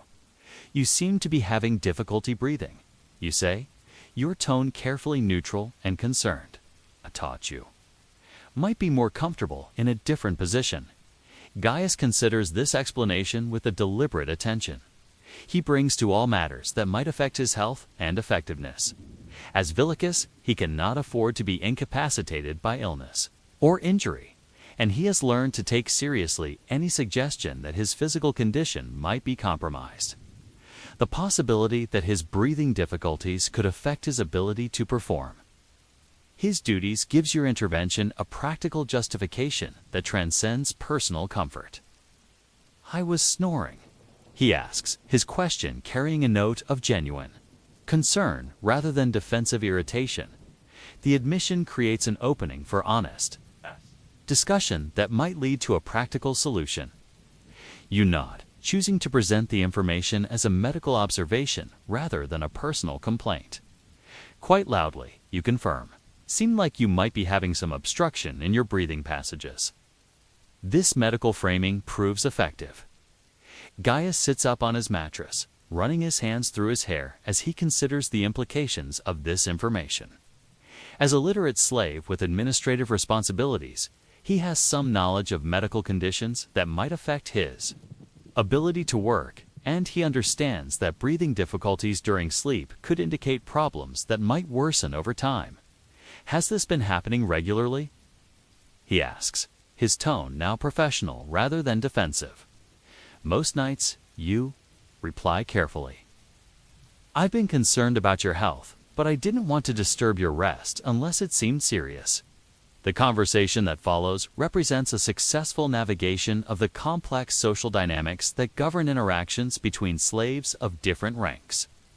By framing your concerns in terms of Gaius's health and effectiveness rather than your own comfort, you have transformed a potentially confrontational situation into a collaborative problem-solving exercise. Gaius begins to discuss possible remedies: changes in sleeping position, dietary adjustments, herbal treatments that might reduce the breathing obstruction that causes his snoring. The resolution, when it comes, proves both practical and sustainable. Gaius agrees to experiment with sleeping on his side rather than his back, a position that typically reduces snoring by keeping the breathing passages more open. He also decides to consult with the villa's medical staff about herbal preparations that might help with his breathing difficulties. Most importantly, he expresses appreciation for your concern about his health and your discretion in addressing the issue privately, rather than making it a subject of gossip among the other slaves. The success of this approach provides insights into the complex social dynamics that govern slave life in Roman society. Direct confrontation over personal habits is rarely effective, particularly when it involves slaves of different ranks. However, concerns framed in terms of health, productivity, and mutual benefit can often be addressed through careful diplomacy and collaborative problem-solving. The key lies in understanding the various interests and concerns that motivate different individuals within the slave hierarchy and finding ways to align personal needs with collective goals. Over the following weeks, Gaius's snoring gradually diminishes as he implements the various remedies you discussed. The improvement is not complete. He still snores occasionally, particularly when he is especially tired or has consumed wine with the evening meal, but the frequency and intensity of the disturbances decrease significantly. More importantly, your relationship with Gaius is strengthened rather than damaged by the interaction, as he comes to view you as someone who can be trusted with sensitive matters and who approaches problems with intelligence and discretion. The incident becomes part of the shared history between you and Gaius, occasionally referenced in conversations about health, work efficiency, and the challenges of maintaining personal well-being within the constraints of slave life. Years later, when the volcano destroys your world and preserves these sleeping quarters for future archaeologists to discover, the room will bear silent testimony to the complex human relationships that developed within the harsh framework of Roman slavery, relationships that required constant negotiation, mutual accommodation, and the kind of diplomatic skill that turns potential conflicts into opportunities for cooperation and mutual support. You are lying on a simple straw mattress in a rented room in the Ceramicus district of Athens. In the year 145 AD, during the height of the Second Sophistic period, when young Romans flocked to Greek cities to complete their education in rhetoric, philosophy, and the liberal arts. The room you share with 3 other students measures approximately 4 meters by 5. Walls constructed of local limestone and mud brick that provide adequate protection from the Mediterranean climate while allowing the constant infiltration of the sounds, smells, and general chaos that characterize student life in one of the ancient world's great university cities. Your roommate, Lucius Flavius Maximus, lies on the mattress directly adjacent to yours, separated by less than a meter of space that represents the entirety of your personal territory within this cramped academic dormitory. At 22, Lucius has already completed his preliminary studies in Rome and has come to Athens to pursue advanced training in philosophy under the tutelage of renowned masters whose names carry weight throughout the educated circles of the empire. His father, a wealthy merchant from Gaul, has spared no expense in providing his son with the finest education available, viewing the investment as essential preparation for a career in law, politics, or imperial administration. But tonight, as on many nights before, Lucius's pursuit of philosophical wisdom is interrupted by a more mundane concern: his thunderous snoring, which fills your shared quarters with such volume and persistence that it seems to mock the very ideals of harmony and balance that form the foundation of the classical education you have all come to Athens to receive. The sound begins as a gentle rumble, like distant thunder over Mount Pentelicus, but gradually builds into a crescendo that drowns out the nighttime sounds of the city, the distant revelry from the taverns, where other students gather to debate philosophy over wine, the barking of stray dogs in the narrow streets, even the rhythmic chanting from the mystery cult ceremonies that continue well into the night hours. The irony of your situation is not lost on you, nor on your other roommates, Marcus Aurelius, Corvus, and Gaius Valerius Probus, who share this academic lodging with its perpetual atmosphere of intellectual ferment and physical discomfort. Here you are, students of philosophy engaged in the systematic pursuit of wisdom, virtue, and the good life, yet unable to achieve the most basic requirement for mental clarity: a peaceful night's sleep. The philosophical implications of this predicament have become a source of ongoing discussion among your small group. Though such discussions typically occur during daylight hours when Lucius's unconscious contributions to the conversation are mercifully absent, your shared quarters represent a typical example of student housing in Athens during the imperial period, when the city had established itself as the premier destination for Romans seeking advanced education in Greek culture and learning. The building itself is a converted private house, its original residential layout modified to accommodate the needs of young men who require little more than basic shelter, a place to store their books and writing materials, and proximity to the schools and libraries where they spend most of their waking hours. The rooms are small, furnished with the minimum necessities, and designed more for efficiency than comfort. Reflection of the practical understanding that serious students should spend their time engaged in study, rather than luxuriating in their living quarters. The furnishings in your room consist of 4 simple bed frames, constructed of local wood, topped with straw mattresses that provide adequate support for sleeping, but little cushioning against the hard surfaces beneath.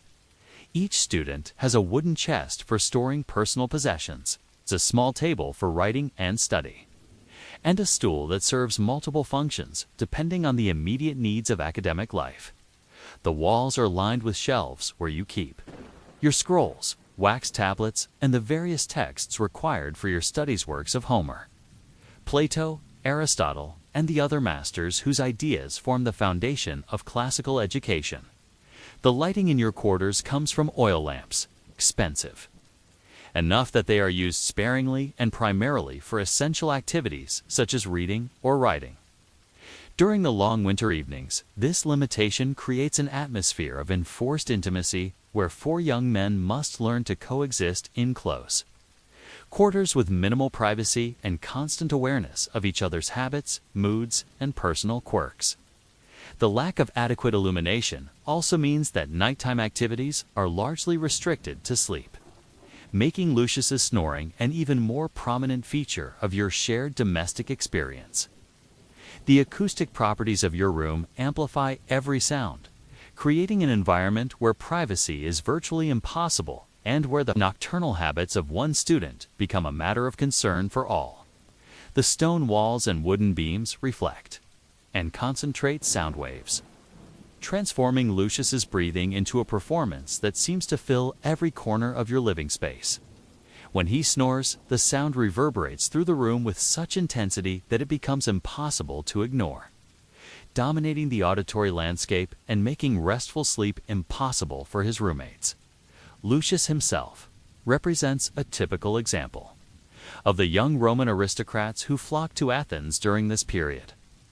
His family possesses sufficient wealth to support several years of expensive education, including not only tuition for the various masters under whom he studies, but also the considerable costs of living in a foreign city, purchasing books and materials, and maintaining the social connections that are essential to academic success.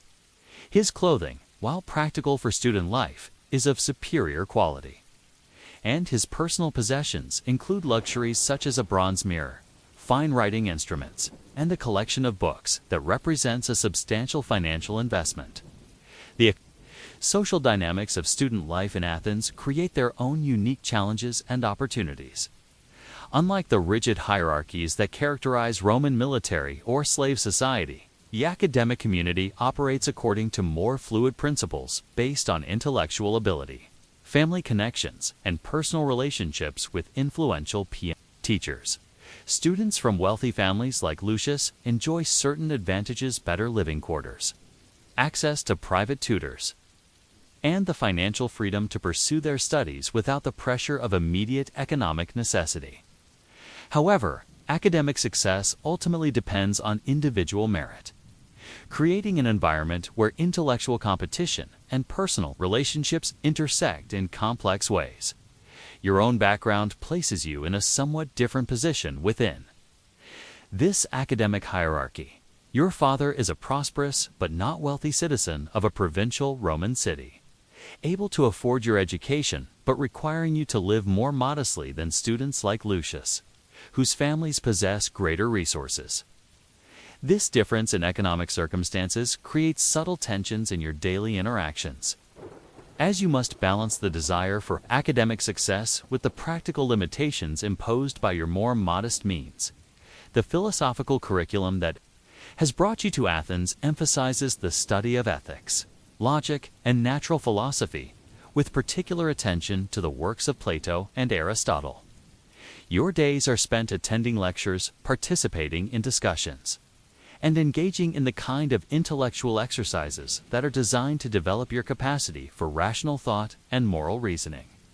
The masters under whom you study are renowned throughout the Greek world for their scholarship and their ability to transmit the classical tradition to new generations of students, making Athens the undisputed center of higher education in the Eastern Mediterranean.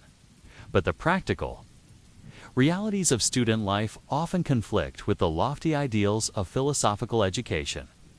The crowded living conditions, the constant financial pressures, the intense academic competition, and the challenges of adapting to a foreign culture all create stresses that test your ability to maintain the kind of mental equilibrium that classical philosophy promotes.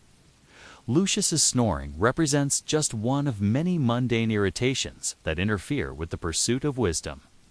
Yet it has become a source of particular frustration because of its persistence and the way it affects the sleep patterns of his roommates.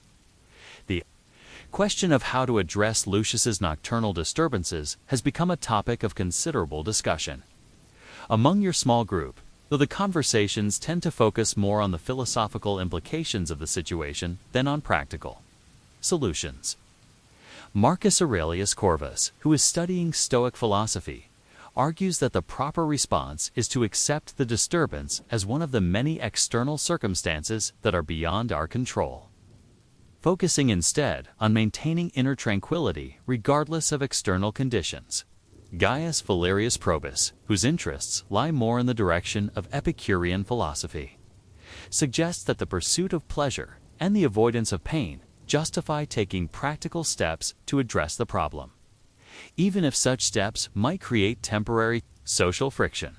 You find yourself caught between these philosophical positions, appreciating the theoretical insights they provide while struggling with the practical reality of sleep deprivation and its effects on your ability to function as a student. The classical texts you study are filled with discussions of friendship, justice, and the proper relationships between individuals living in community, but they provide little specific guidance for addressing the challenges of dormitory life. In a foreign city, the broader context of student life in Athens during the 2nd century AD reflects the cultural and intellectual ferment that characterized the period known as the Second Sophistic. This was an era when Greek culture experienced a revival of interest in classical learning, rhetoric, and philosophy, attracting students from throughout the Roman Empire who sought to complete their education in the city that had produced Socrates, Plato, and Aristotle. The educational system that developed to serve these students was sophisticated and comprehensive. offering training in all the liberal arts that were considered essential for educated citizens of the empire. The daily routine of student life follows a pattern that has been established over generations of academic tradition. The day begins before dawn with private study and preparation for the day's lectures and discussions. The morning hours are typically devoted to formal instruction, with students gathering in the various schools and libraries to hear lectures from their masters and to participate in the kind of dialectical exercises that form the core of philosophical education. The afternoon hours are reserved for more informal study, discussion among students, and the kinds of intellectual conversations that extend the formal curriculum into the realm of personal exploration and discovery. The evening hours present both opportunities and challenges for student life. This is the time when many students gather in the taverns and symposiums where philosophical discussion continues over wine and food, creating a social atmosphere that supplements the formal academic program. However, it is also the time when the stresses and tensions of communal living become most apparent, as tired students return to their cramped quarters to deal with the practical realities of shared living space, limited privacy, and the various personal habits that become sources of friction in close quarters. Lucius's snoring typically begins shortly after he settles into sleep, usually within the first hour after the oil lamps are extinguished and the room is plunged into the darkness that signals the end of the academic day. The sound starts as a gentle rumbling that might be mistaken for distant thunder or the sound of carts moving through the streets outside your building. But as Lucius descends deeper into sleep, the snoring intensifies, developing a rhythmic pattern that seems to establish its own tempo and volume, independent of the other sounds that characterize the Athenian night. The acoustic environment of your room means that every sound is magnified and concentrated, creating an intimate auditory space where the breathing patterns of four young men become a matter of mutual concern. When Lucius snores, the sound seems to fill every corner of the room, making it impossible for his roommates to ignore or adapt to the disturbance. The regularity of the pattern creates a particularly frustrating form of sleep disruption, as the predictable rhythm makes it difficult to fall asleep while also preventing the kind of deep, restorative rest that is essential for academic performance. As you lie awake listening to Lucius's unconscious performance, you find yourself reflecting on the philosophical questions that the situation raises. What are the obligations of individuals living in community? How should personal habits that affect others be addressed? What is the proper balance between individual freedom and collective harmony?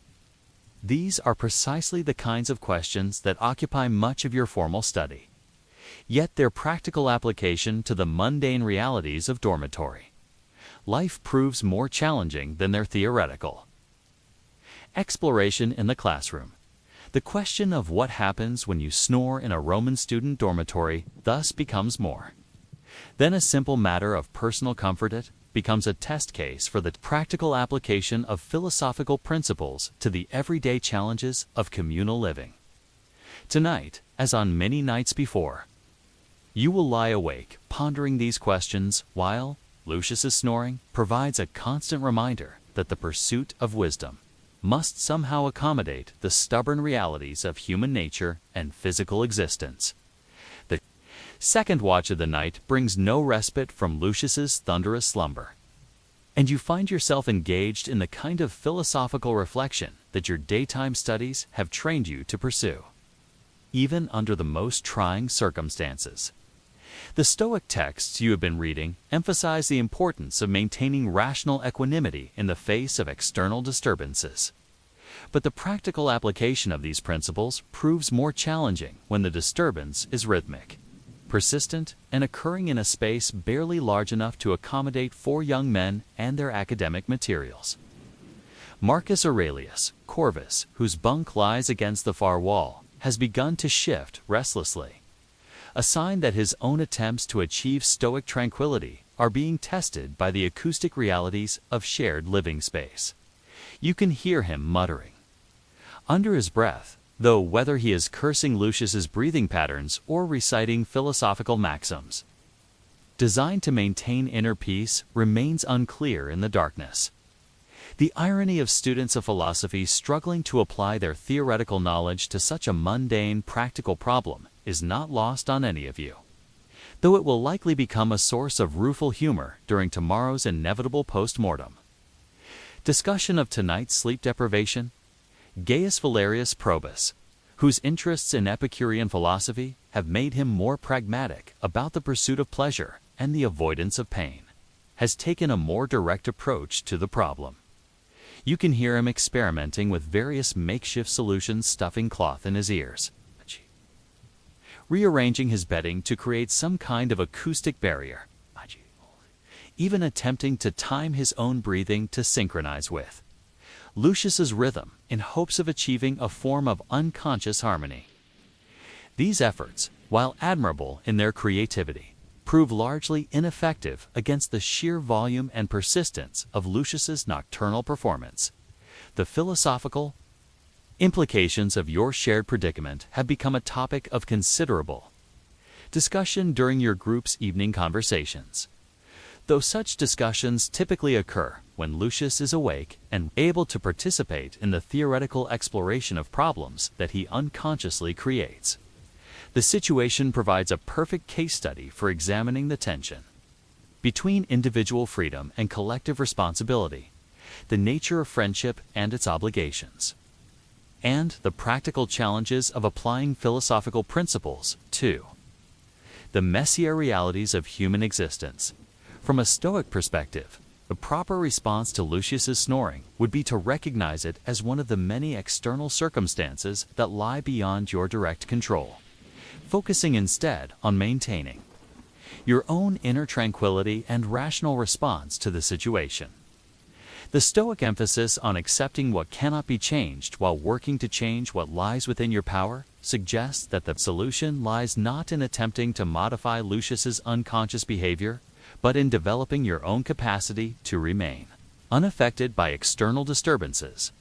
The Epicurean approach, by contrast, would emphasize the practical pursuit of pleasure and the avoidance of pain, suggesting that measures to address the immediate problem are not only justified, but necessary for maintaining the kind of mental equilibrium that allows for effective philosophical study. From this perspective, the goal is not to achieve perfect indifference to external circumstances, but to create conditions that support the kind of peaceful, contemplative life that philosophical education is designed to promote. The Platonic tradition, which forms another important component of your curriculum, offers yet another framework for understanding the situation. The emphasis on harmony, proportion, and the proper ordering of relationships suggests that the ideal solution would involve finding ways to balance the competing needs and interests of all parties involved. This might require a combination of practical adjustments, mutual accommodation, and the kind of rational discussion that characterizes the dialectical method at the heart of Platonic philosophy. As you contemplate these various philosophical approaches, Lucius's snoring continues to provide a constant reminder of the gap between theoretical knowledge and practical application. The sound has now settled into a rhythm that seems almost musical in its regularity, though the volume and intensity make it impossible to appreciate any aesthetic qualities it might possess. The pattern is remarkably consistent, a series of deep, resonant snores, followed by brief periods of relative quiet. Then a resumption of the cycle with variations in pitch and intensity that seem to reflect the depth of his sleep. The acoustic properties of your room create a particularly challenging environment for dealing with sleep disturbances. The stone walls and wooden ceiling beams reflect and amplify sound waves, creating an effect similar to that of a small amphitheater where every noise is magnified and concentrated. When Lucius snores, the sound seems to bounce off the walls and ceiling, creating multiple echoes that extend the duration of each individual snore and make the overall disturbance more persistent and penetrating. The close proximity of your sleeping Arrangements means that there is no escape from the sound, short of leaving the room entirely. An option that presents its own challenges in the context of student life in Athens. The streets of the Ceramikis district are not particularly safe for solitary wandering during the night hours, and the various taverns and public spaces where students might seek refuge operate according to their own schedules and social dynamics that might not accommodate a young Roman seeking temporary respite from his roommate's snoring. The broader context of student housing in Athens reflects the practical realities of accommodating large numbers of young men from wealthy families who require basic shelter and security while pursuing their studies. The buildings that serve as student dormitories are typically converted private houses, their original residential layout modified to provide the maximum number of sleeping spaces while maintaining the tight kind of security and supervision that parents expect when sending their sons to study in a foreign city. The room you share with your 3 companions represents a typical accommodation for students of moderate means, better than the crowded dormitories where less affluent students might be housed, but far from the luxury of private apartments that the wealthiest families can afford for their sons. The furnishings are basic but adequate, designed to provide the essential needs of young men whose primary focus is supposed to be on their studies, rather than on personal comfort or domestic luxury. The social dynamics of student life create their own unique pressures and opportunities for addressing problems like Lucius's snoring. Unlike the rigid hierarchies that characterize military or slave society, the academic community operates according to more fluid principles based on intellectual ability, family background, and personal relationships. This creates an environment where direct confrontation might be possible, but it also means that any conflict must be managed carefully to avoid damaging the relationships that are essential for academic and social success. The question of how to address Lucius's disruptive sleeping habits thus becomes a test of the diplomatic and social skills that are as important as philosophical knowledge for success in the academic world. A direct confrontation might resolve the immediate problem, but could also create lasting tensions that would affect the group's ability to function as a cohesive unit. An indirect approach might preserve relationships, but fail to address the practical issue of sleep deprivation and its effects on academic performance. As you weigh these considerations, you become aware that Marcus Aurelius Corvus has begun to move more purposefully in his bunk, suggesting that he too has reached the point where some kind of action must be taken. The sound of his feet touching the floor indicates that he has decided to abandon his attempts at stoic acceptance in favor of a more direct approach to the problem. This development creates both an opportunity and a potential crisis, as Marcus's intervention could either resolve the situation or escalate it into a more serious conflict. The decision to wake Lucius requires careful consideration of both the immediate tactics and the longer-term consequences. The manner in which he is awakened, the words used to explain the situation, and the tone of the interaction will all affect not only his immediate response, but also the ongoing relationships within your small academic community. The philosophical principles you have been studying provide various frameworks for thinking about these questions, but their practical application requires a level of wisdom and judgment that cannot be learned solely from books. Marcus's approach proves to be characteristically direct, but thoughtful. He calls Lucius's name softly, using a tone that conveys concern rather than irritation. When this fails to penetrate Lucius's deep sleep, he gently shakes his shoulder, speaking in a whisper that is designed to wake him without startling him into full alertness. "Lucius," Marcus says quietly, "you're snoring quite loudly. Are you feeling well?" The response reveals something important about Lucius's character and his relationship with his roommates. Rather than becoming defensive or irritated, he shows immediate concern about the effect his unconscious behavior is having on others. This reaction suggests that the philosophical education he is receiving has indeed influenced his approach to interpersonal relationships, making him more sensitive to the ways in which individual actions affect the broader community. "Am I keeping you awake?" Lucius asks, his voice thick with sleep but carrying genuine concern. "I'm sorry, I didn't realize I was making noise." This response creates an opportunity for the kind of rational discussion that philosophical education is designed to promote, rather than allowing the situation to escalate into conflict. Lucius's willingness to acknowledge the problem and seek solutions demonstrates the practical value of the theoretical principles you have all been studying. The conversation that follows proves to be a model of the kind of collaborative problem-solving that represents the best of philosophical education applied to practical challenges. The discussion reveals that Lucius has been experiencing breathing difficulties that he had not previously connected to his sleeping habits. The intensive study schedule, combined with the stress of adapting to life in a foreign city, has affected his health in ways that he had not fully recognized.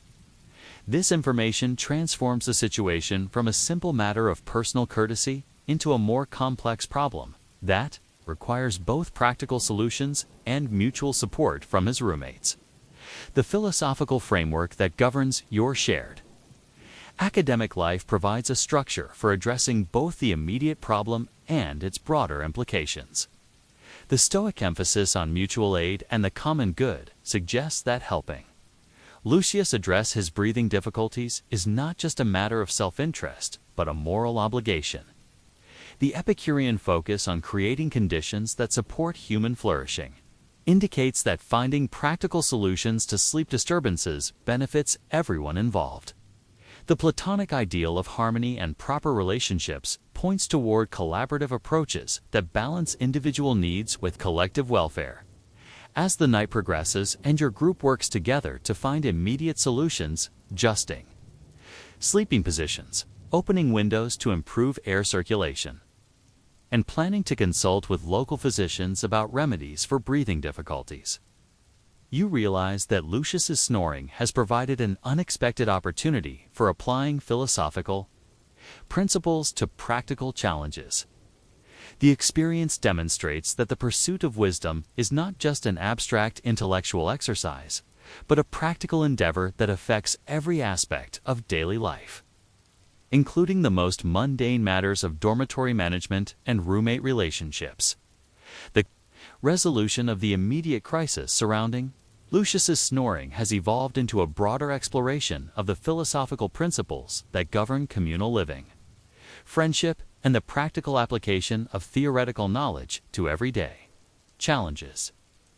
As dawn approaches and your group settles into a more peaceful arrangement that promises at least a few hours of rest before the next day's academic activities, you find yourself reflecting on the lessons that this seemingly mundane incident has provided about the nature of philosophical education and its relevance to practical life. The collaborative approach that your group has adopted to address Lucius's breathing difficulties demonstrates the value of the dialectical method that forms the core of classical philosophical education. Rather than allowing the problem to create division or conflict, your small academic community has used the situation as an opportunity to practice the kind of rational discourse and mutual problem-solving that represents the highest ideals of philosophical inquiry. The discussion has revealed not only practical solutions to the immediate problem, but also insights into the broader questions about individual responsibility, collective welfare, and the proper relationships between friends and colleagues. Lucius's willingness to acknowledge the problem and seek solutions reflects the influence of philosophical education on his character and his approach to interpersonal relationships. His immediate concern for the welfare of his roommates, rather than defensive reaction to criticism, demonstrates that the theoretical study of ethics and virtue has practical effects on behavior and decision-making.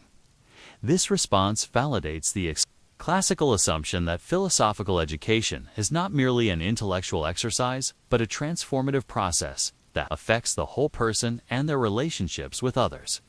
The practical measures that your group has implemented to address the snoring problem reveal the creative potential of collaborative problem-solving.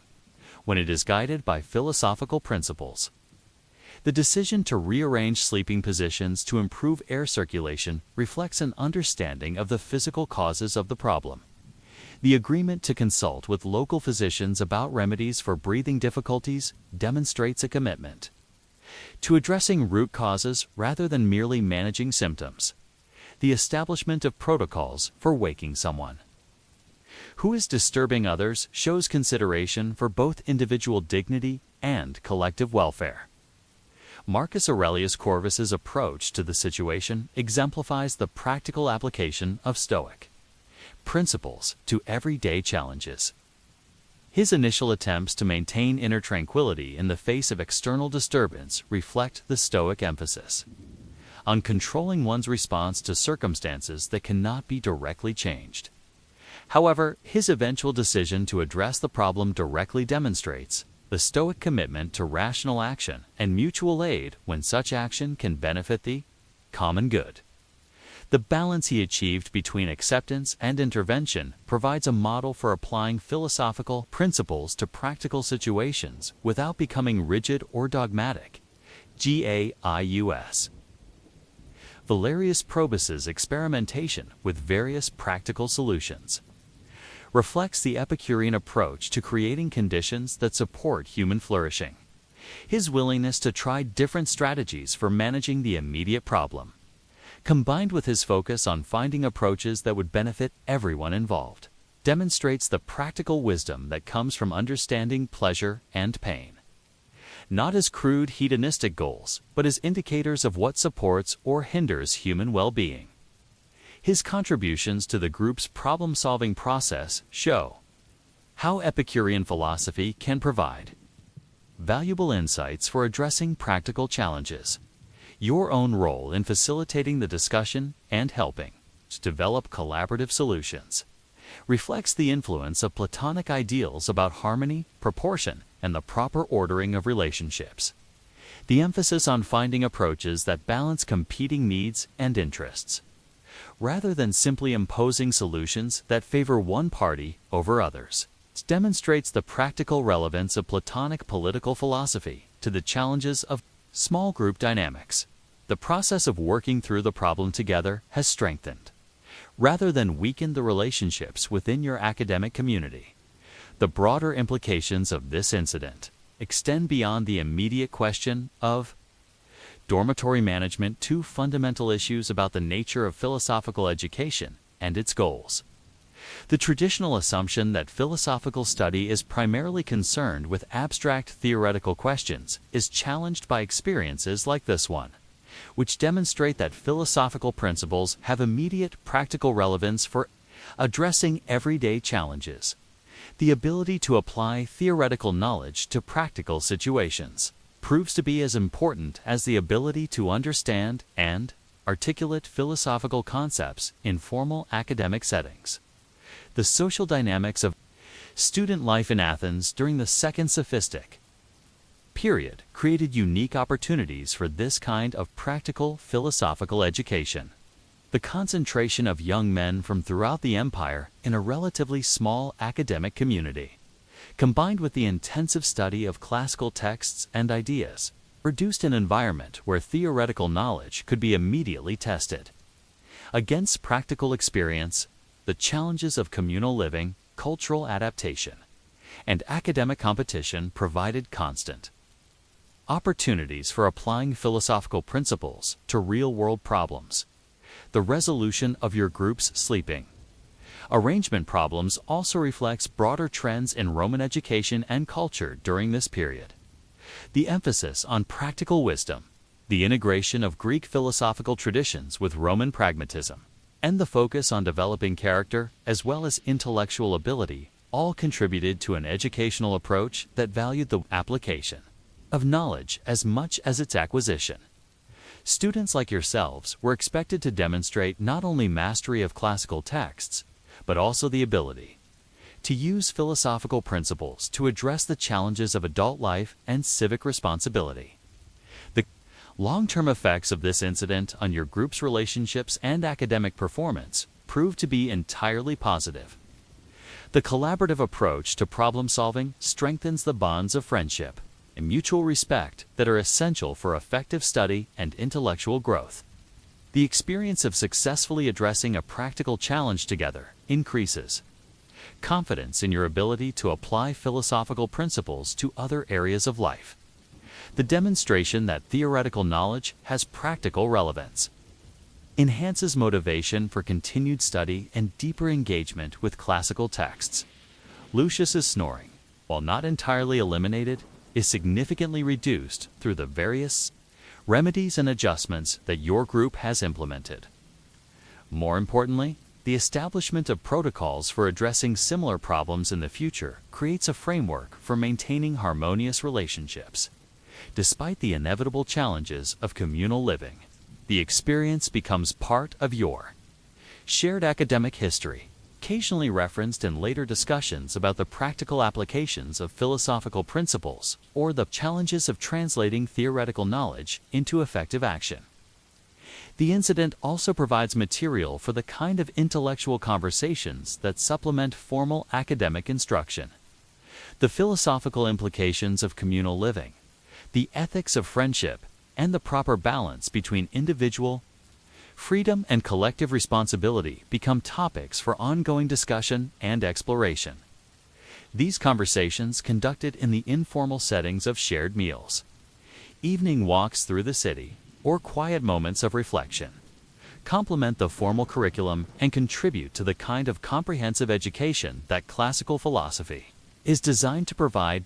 As your group settles into the peaceful sleep that has been made possible by collaborative problem solving and mutual consideration, you reflect on the larger lesson that this experience has provided about the nature of philosophical education and its relevance to practical life.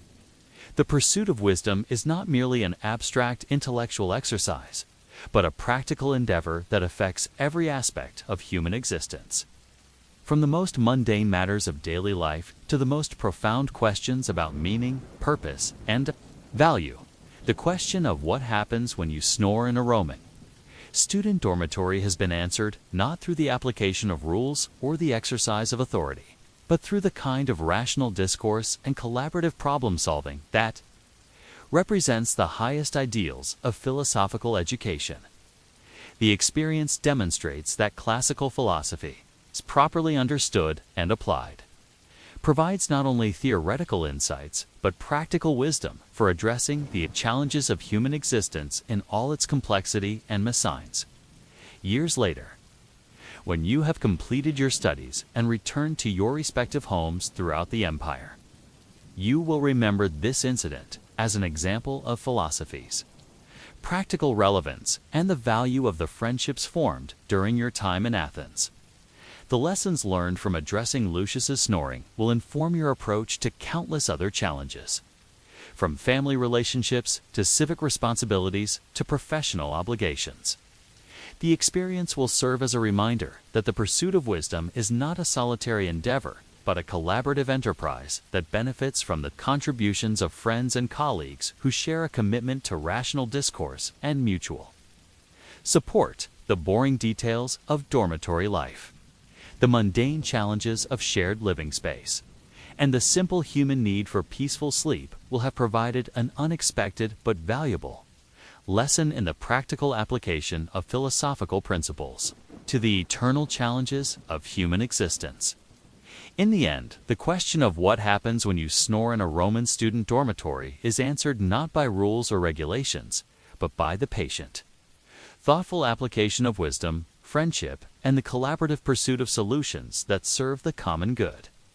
You are lying on your simple straw mattress in the dormitory of a Benedictine monastery in the hills of central Italy. In the year 547 AD, just 17 years after Saint Benedict completed his rule that would govern monastic life throughout the Western Church for centuries to come. The dormitory, constructed according to the specifications laid out in the rule, houses 48 monks in a single large room designed to facilitate both communal living and the spiritual supervision that Benedict considered essential for the proper formation of religious character. Your bed consists of a wooden frame supporting a mattress stuffed with straw, covered with woolen blankets dyed black in accordance with the rules requirements for monastic simplicity, and positioned precisely 18 inches from the beds of your brothers on either side. Brother Matthias, whose bed lies directly to your right, represents both the promise and the challenge of Benedict's vision for monastic community. At 45, he has spent nearly 2 decades in religious life, first as a hermit in the wilderness beyond Rome, and later as a member of various monastic communities before joining your abbey 3 years ago. His commitment to the spiritual life is unquestionable. He rises faithfully for the night office, maintains strict observance of the rules requirements for prayer and manual labor, and demonstrates the kind of obedience to authority that Benedict identifies as the foundation of monastic virtue. But Brother Matthias also snores with such thunderous intensity that it threatens to undermine the very principles of communal harmony and spiritual discipline that the rule is designed to promote. The dormitory itself embodies Benedict's understanding of the relationship between physical environment and spiritual development. The large, open space eliminates the privacy that might encourage individual pride or secretive behavior, while the close proximity of the beds ensures that the brothers remain constantly aware of their mutual dependence and shared commitment to religious life. A single oil lamp burns throughout the night, casting its modest light across the dormitory and serving as both a practical necessity and a spiritual symbol of the divine presence that watches over the sleeping community. The Rules, Chapter 22, which governs the sleeping arrangements of monks, reflects Benedict's careful attention to the details of communal living, and his understanding of the ways in which seemingly minor matters can affect the spiritual atmosphere of the monastery. The requirement that monks sleep in separate beds represents a compromise between the individual dignity that Benedict respects and the communal values that he seeks to promote. The stipulation that all monks sleep in the same room when possible demonstrates his commitment to the kind of mutual supervision and support that he considers essential for spiritual growth. The instruction that monks sleep fully clothed with their belts fastened ensures that they remain ready to respond immediately to the call for prayer, reinforcing the priority of spiritual obligations over personal comfort. But the rule's emphasis on silence, which extends to the dormitory during the night hours, creates a particular challenge when dealing with Brother Matthias's unconscious violation of the quiet that Quena.com considers essential for both rest and spiritual reflection. The silence of the monastery is not merely the absence of sound, but a positive spiritual discipline designed to create space for prayer, contemplation, and the kind of interior listening that allows monks to hear the voice of God. When this silence is broken by the persistent rhythmic thunder of Brother Matthias's snoring, it becomes more than a practical inconvenience. It becomes a spiritual crisis that touches on fundamental questions about the nature of community, the limits of individual responsibility, and the proper response to circumstances that threaten the common good.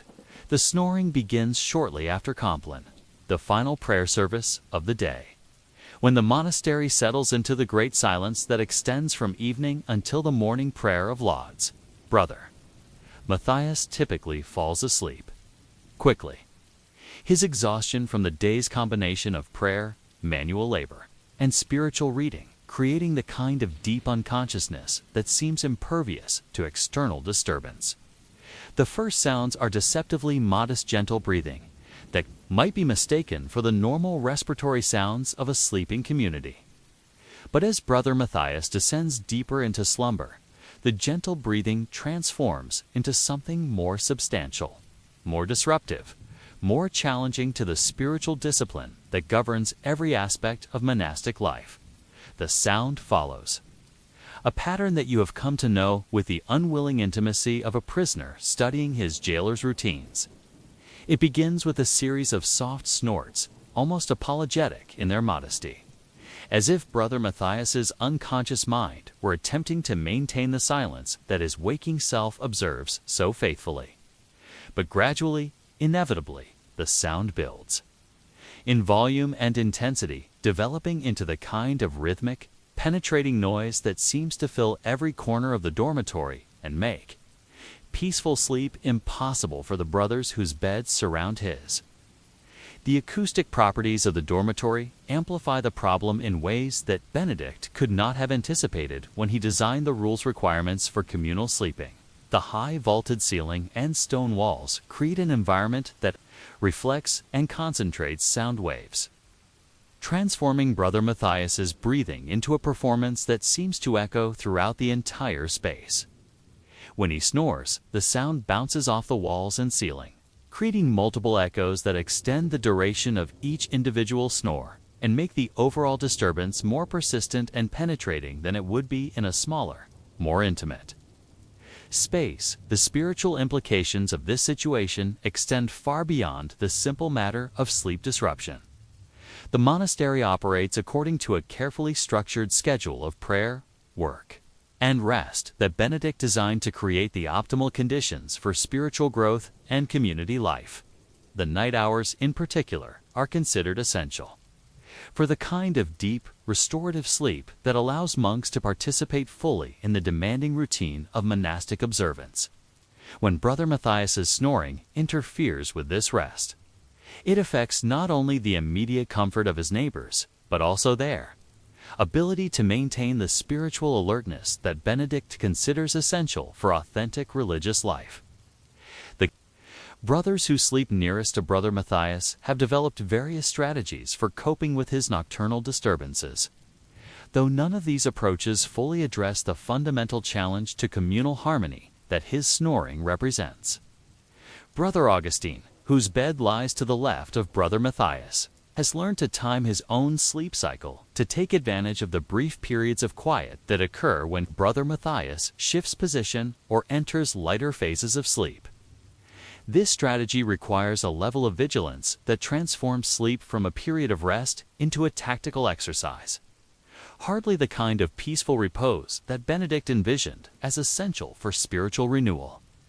Brother Jerome, whose bed is positioned directly across from Brother Matthias, has adopted a more philosophical approach to the problem, attempting to incorporate the disturbance into his spiritual discipline by using it as a focus for meditation on patience, acceptance, and the challenges of communal living.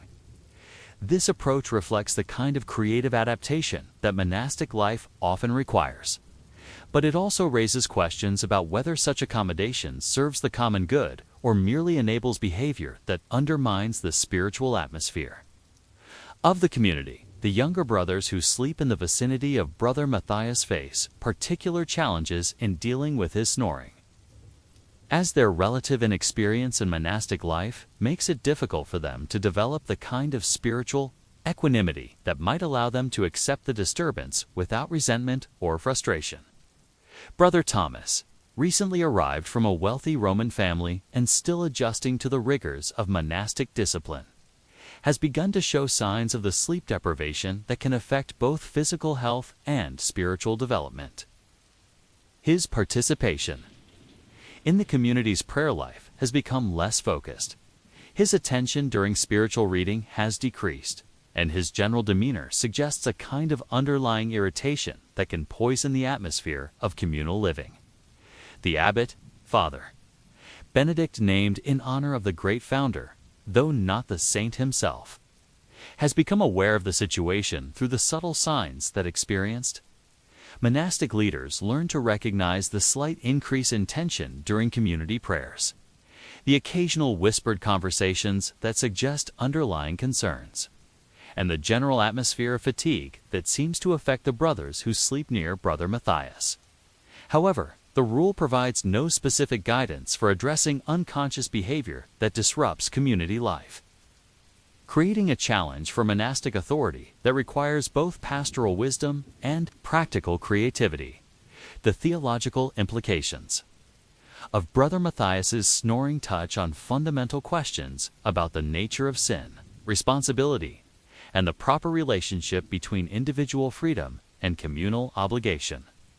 Can a person be held responsible for actions that occur during sleep when conscious control is absent? Does the disruption of communal prayer and rest constitute a form of involuntary scandal that requires intervention regardless of intent? How should the community balance compassion for an individual, brother's limitations with concern for the common good and the spiritual welfare of all members? The monastic tradition provides various frameworks for thinking about these questions, but their application to specific situations requires the kind of discernment that comes from experience, prayer, and careful attention to the guidance of the Holy Spirit. The rule itself emphasizes the importance of mutual correction and fraternal support, but it also recognizes the need for discretion and pastoral sensitivity in addressing problems that might cause embarrassment or resentment if handled inappropriately. As you lie awake listening to Brother Matthias's unconscious violation of the Great Silence, you find yourself reflecting on the broader implications of this seemingly minor domestic problem. The monastery represents an attempt to create a foretaste of the kingdom of heaven on earth, a community where human beings can live together in harmony, mutual support, and shared devotion to God.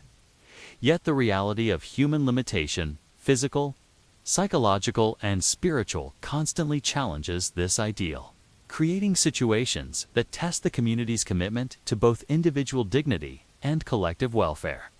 The question of sport, what happens when you snore in a monastic dormitory, thus becomes more than a matter of practical convenience, becomes a test case for the spiritual maturity of the community and its ability to respond to challenges with the kind of wisdom, patience, and love that Benedict identifies as essential for authentic religious life. Tonight, as on many nights before, you will lie awake pondering these questions while Brother Matthias's snoring provides a constant reminder that the pursuit of perfection must somehow accommodate the stubborn realities of human frailty and the complex challenges of communal living.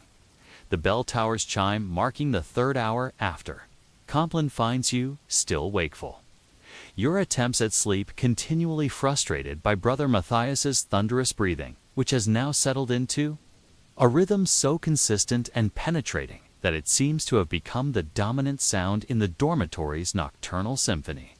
Around you, the signs of disturbance multiply, the restless shifting of straw mattresses as brothers attempt to find positions that might offer some respite from the acoustic assault, the occasional suppressed sigh that suggests others are sharing your sleepless vigil, and the general atmosphere of tension that seems to pervade the sacred space despite the rule's emphasis on peace and spiritual tranquility.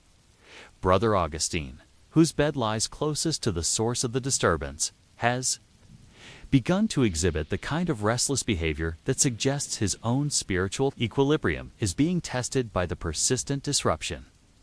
You can hear him shifting position with increasing frequency, the leather of his belt creaking as he attempts to find some accommodation with the ongoing noise. His breathing has become shallow and irregular, indicating the kind of frustrated wakefulness that can affect both physical health and spiritual well-being. The irony is not lost on you that Brother Augustine, whose commitment to the contemplative life brought him to the monastery, seeking the peace that the world cannot provide, now finds that peace threatened by the unconscious behavior of a fellow seeker. The spiritual implications of this situation had begun to take on dimensions that extend far beyond the immediate question of sleep disruption. The great silence that governs the monastery during the night hours is not merely a practical arrangement designed to ensure rest, but a sacred discipline that creates space for the kind of interior prayer and divine encounter that Benedict considers essential for authentic religious life. When this silence is broken by persistent, involuntary noise, it raises fundamental questions about the nature of spiritual discipline and the proper response to circumstances that threaten the conditions necessary for communal prayer and contemplation. Brother Jerome, whose philosophical approach to Brother Matthias's snoring reflects his background in classical education before entering religious life, has begun to incorporate the disturbance into a form of spiritual exercise that demonstrates the creative adaptability that monastic life often requires, rather than allowing the snoring to become a source of frustration or resentment. He has chosen to use it as a focus for meditation on the themes of patience, acceptance, and the mysterious ways in which God's providence operates through even the most mundane circumstances. This approach represents a sophisticated understanding of monastic spirituality, but it also raises questions about whether such individual accommodation serves the broader interests of the community. The younger brothers in the dormitory face particular challenges in developing the spiritual maturity necessary to respond constructively to Brother Matthias's unconscious disruption of communal peace. Brother Thomas, whose wealthy Roman background provided little preparation for the rigors of monastic discipline, has begun to show signs of the physical and spiritual fatigue that can result from chronic sleep deprivation. His participation in the community's prayer life has become less focused. His attention during the divine office has wandered, and his general demeanor suggests the kind of underlying irritation that can poison the atmosphere of communal living. If not addressed through appropriate pastoral care, the monastic tradition provides various models for thinking about situations like this, though their application requires the kind of prudent judgment that comes from experience and prayer. The Desert Fathers, whose spiritual wisdom forms one of the foundational sources for Benedict's rule, countered similar challenges in their own communities and developed approaches that balanced individual compassion with concern for the common good. Some of their solutions emphasized the importance of fraternal correction delivered with charity and humility, while others focused on the spiritual benefits that could come from accepting unavoidable hardships as states opportunities for growth in patience and self-sacrifice.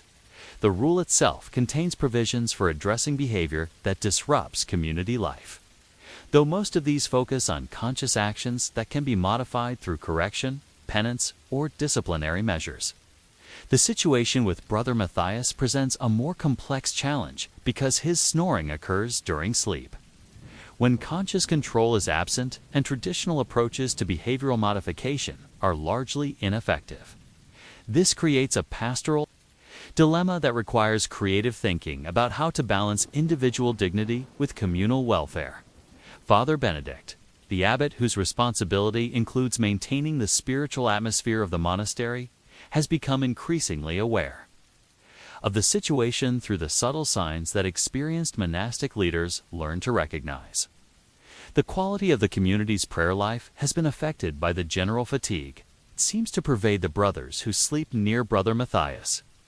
The atmosphere during the divine office has become less focused, with an undercurrent of tension that suggests underlying concerns about the dormitory situation. Even the community's work periods have been impacted, as sleep-deprived brothers struggle to maintain the cheerful efficiency that Benedict considers essential for sanctifying manual labor. The question of how to address Brother Matthias's snoring without causing embarrassment or damaging his relationship with the community requires the kind of pastoral wisdom that comes from years of experience in guiding souls through the complexities of religious life. Any direct confrontation risks creating the kind of shame and resentment that can undermine the trust and mutual support essential for monastic community. Yet allowing the situation to continue indefinitely threatens the spiritual welfare of multiple brothers and the overall atmosphere of peace that the monastery is designed to provide. The theological dimensions of this predicament touch on fundamental questions about the nature of human responsibility and the proper understanding of behavior that occurs beyond conscious control. The tradition of moral theology recognizes that culpability requires both knowledge and consent, neither of which is present in the case of unconscious actions like snoring. Yet the practical effects of such behavior on community life are very real, creating situations where pastoral intervention may be necessary even when moral fault is absent. As the night progresses and Brother Matthias's snoring shows no signs of abating, you find yourself contemplating the various approaches that might be available for addressing the situation. The rule's emphasis on fraternal correction suggests that brothers have an obligation to help each other recognize and address behavior that threatens the common good. But this principle was clearly designed for conscious actions that can be modified through awareness and effort. The application of fraternal correction to unconscious behavior raises complex questions about the proper limits of such intervention and the most effective methods for addressing problems that lie beyond the individual's direct control. The tradition of seeking spiritual direction from experienced elders provides another potential framework for addressing Brother Matthias's situation. Perhaps a conversation with Father Benedict or one of the senior brothers could help identify practical solutions, medical remedies, changes in sleeping position, or other adjustments that might reduce the snoring without causing embarrassment or conflict. This approach would respect Brother Matthias's dignity while addressing the legitimate concerns of the community, though it would require careful handling to avoid creating the impression that he is being singled out for criticism or correction. The possibility of practical adjustments to the dormitory arrangements also deserves consideration, though any such changes would need to be consistent with the rule's requirements for communal sleeping and mutual supervision. Perhaps Brother Matthias could be positioned in a location where his snoring would be less disruptive to others, or physical modifications to the dormitory itself might help reduce the acoustic amplification that makes his breathing so penetrating. These approaches would address the immediate problem while preserving the community relationships that are essential for authentic monastic life. As you continue your sleepless vigil, become aware that other brothers in the dormitory are also struggling with the effects of Brother Matthias's unconscious disruption of the great silence.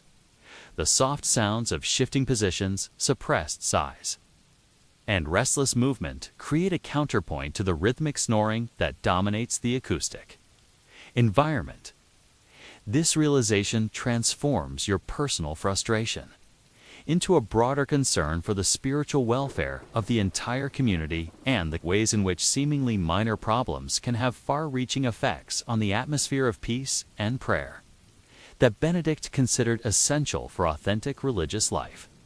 The approach of Matins, the first prayer service of the new day, creates additional urgency around the situation.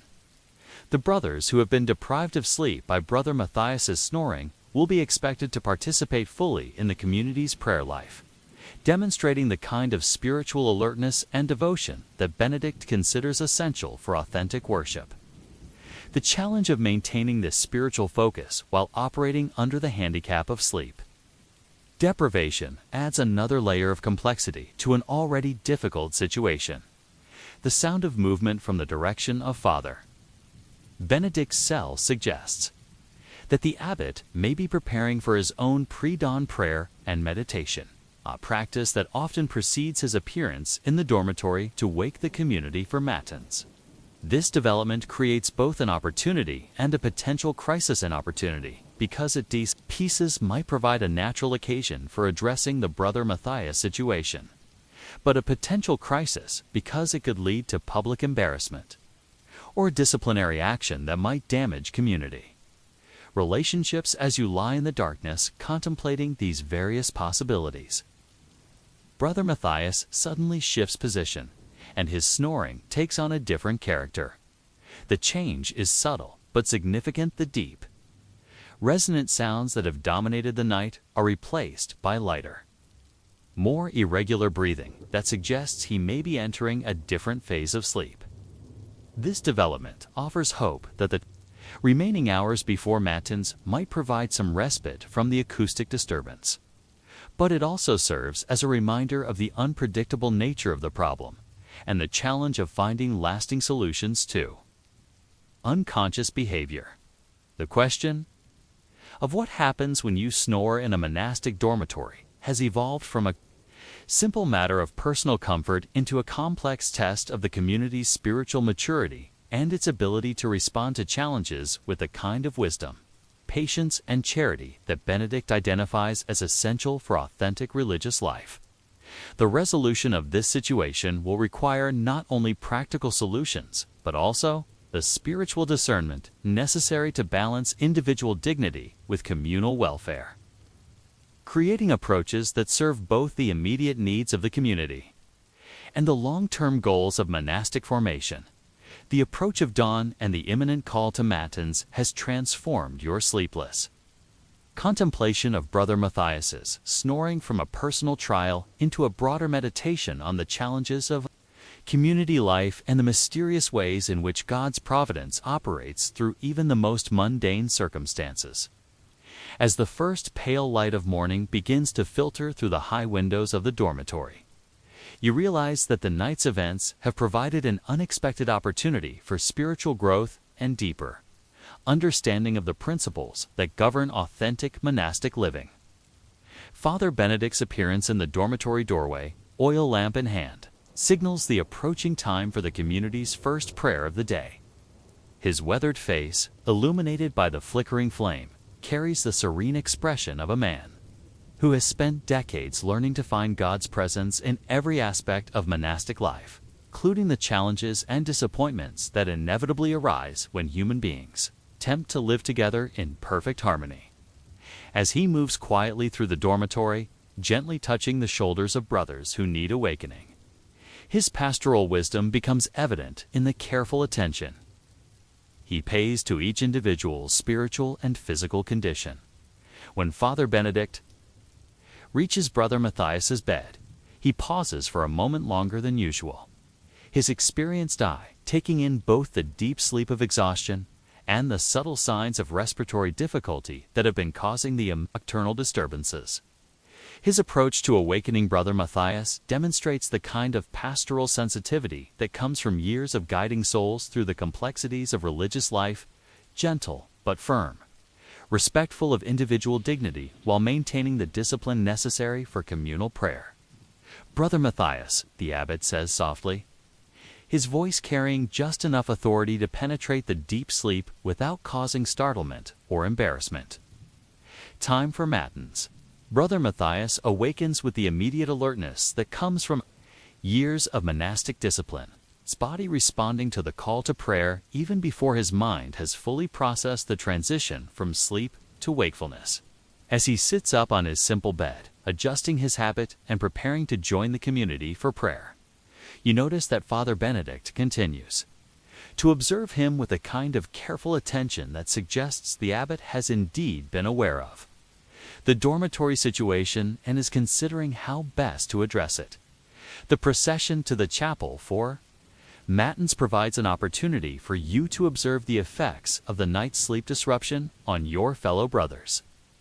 Those who sleep nearest to Brother Matthias show subtle signs of fatigue, slightly slower movements, less alertness in their bearing, and the kind of subdued energy that comes from inadequate rest, yet their participation in the community's prayer life remains faithful, demonstrating the kind of spiritual discipline that allows monks to transcend immediate physical discomfort in service of higher spiritual goals.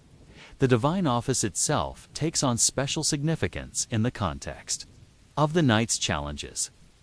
The ancient psalms and hymns that structure the community's prayer life speak to universal human experiences of suffering, patience, and the search for God's presence in difficult circumstances.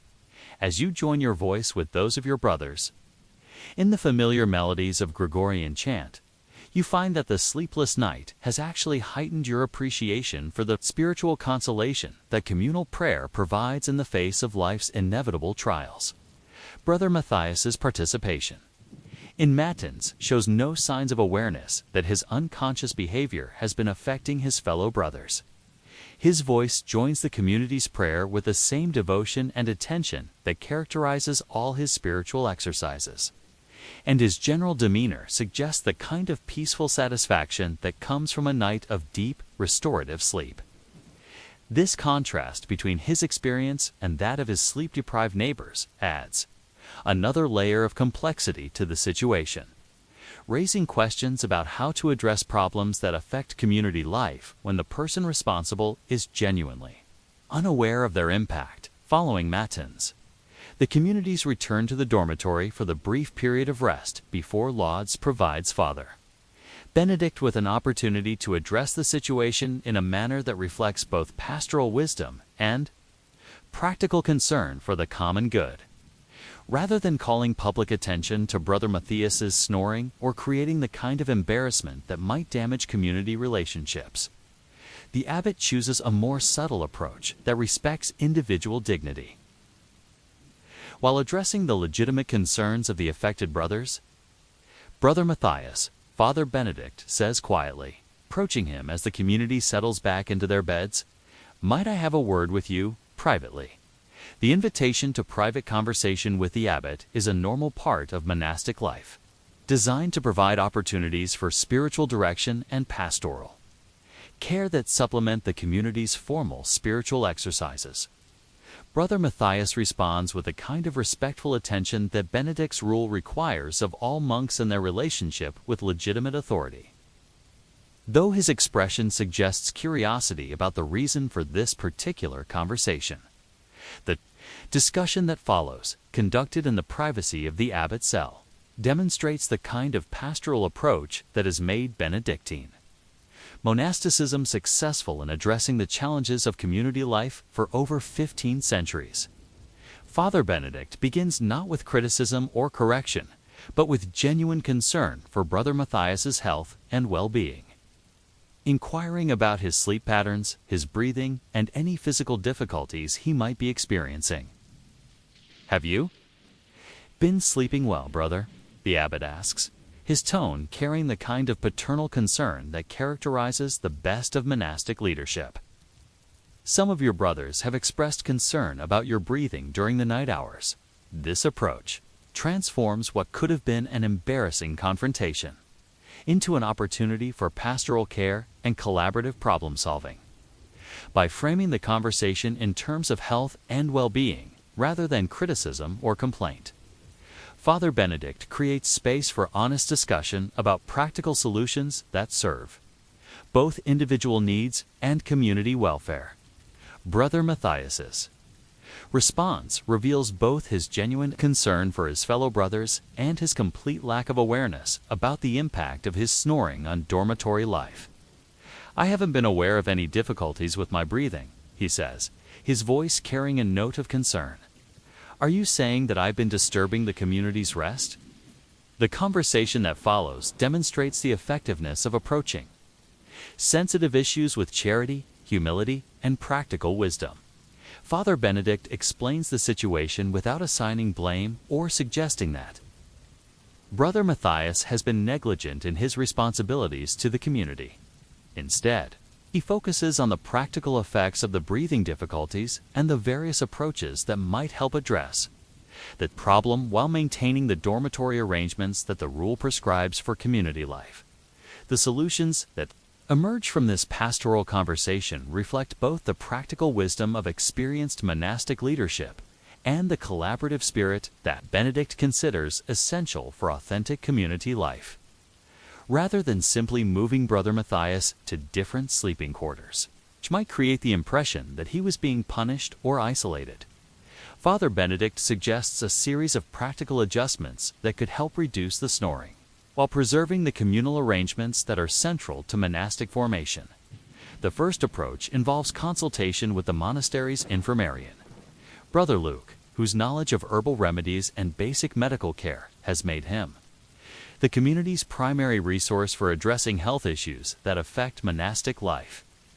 The possibility that Brother Matthias's snoring might be related to treatable physical conditions, congestion, inflammation of the breathing passages, or other respiratory difficulties suggests that medical intervention might provide effective solutions without requiring changes to the basic structure of dormitory life.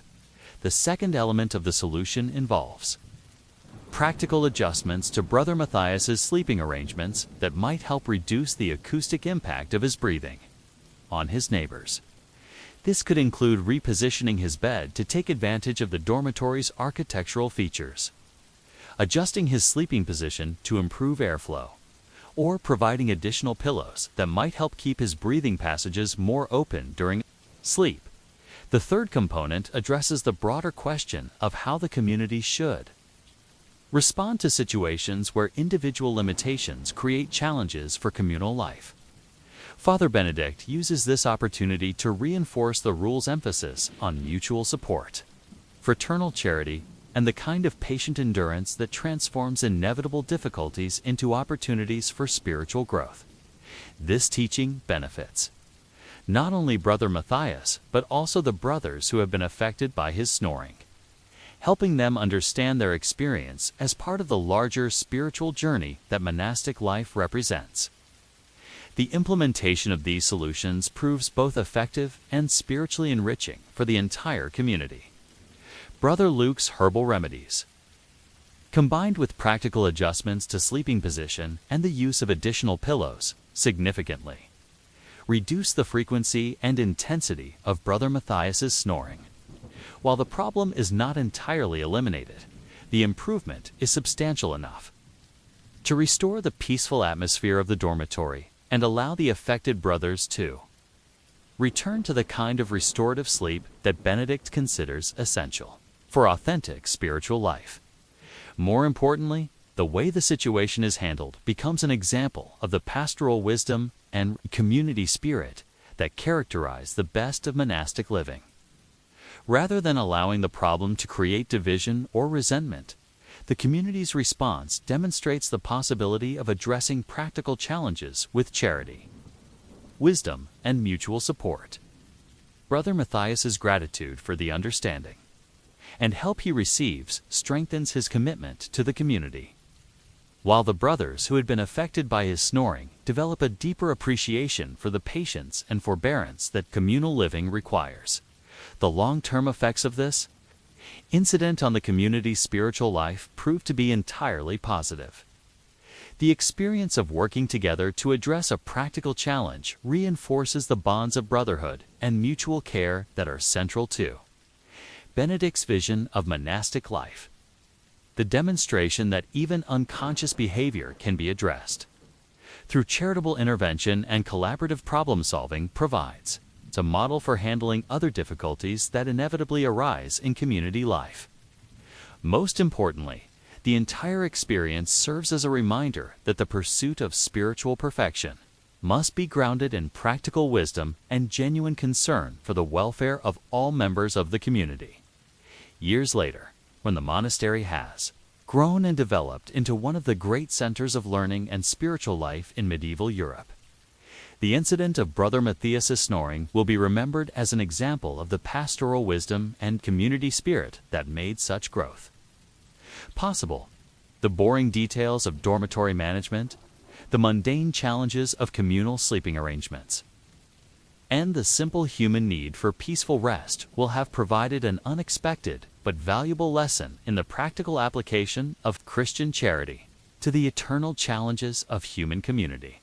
The question of what happens when you snore in a monastic dormitory has been answered, not through the rigid application of rules or the exercise of authoritarian discipline, but through the patient, thoughtful application of pastoral wisdom, community support, and the kind of creative problem-solving that serves both individual dignity and the common good. In the end, Brother Matthias's snoring becomes not a source of division, but an opportunity for the community to demonstrate the transformative power of Christian love applied to the mundane realities of shared human existence.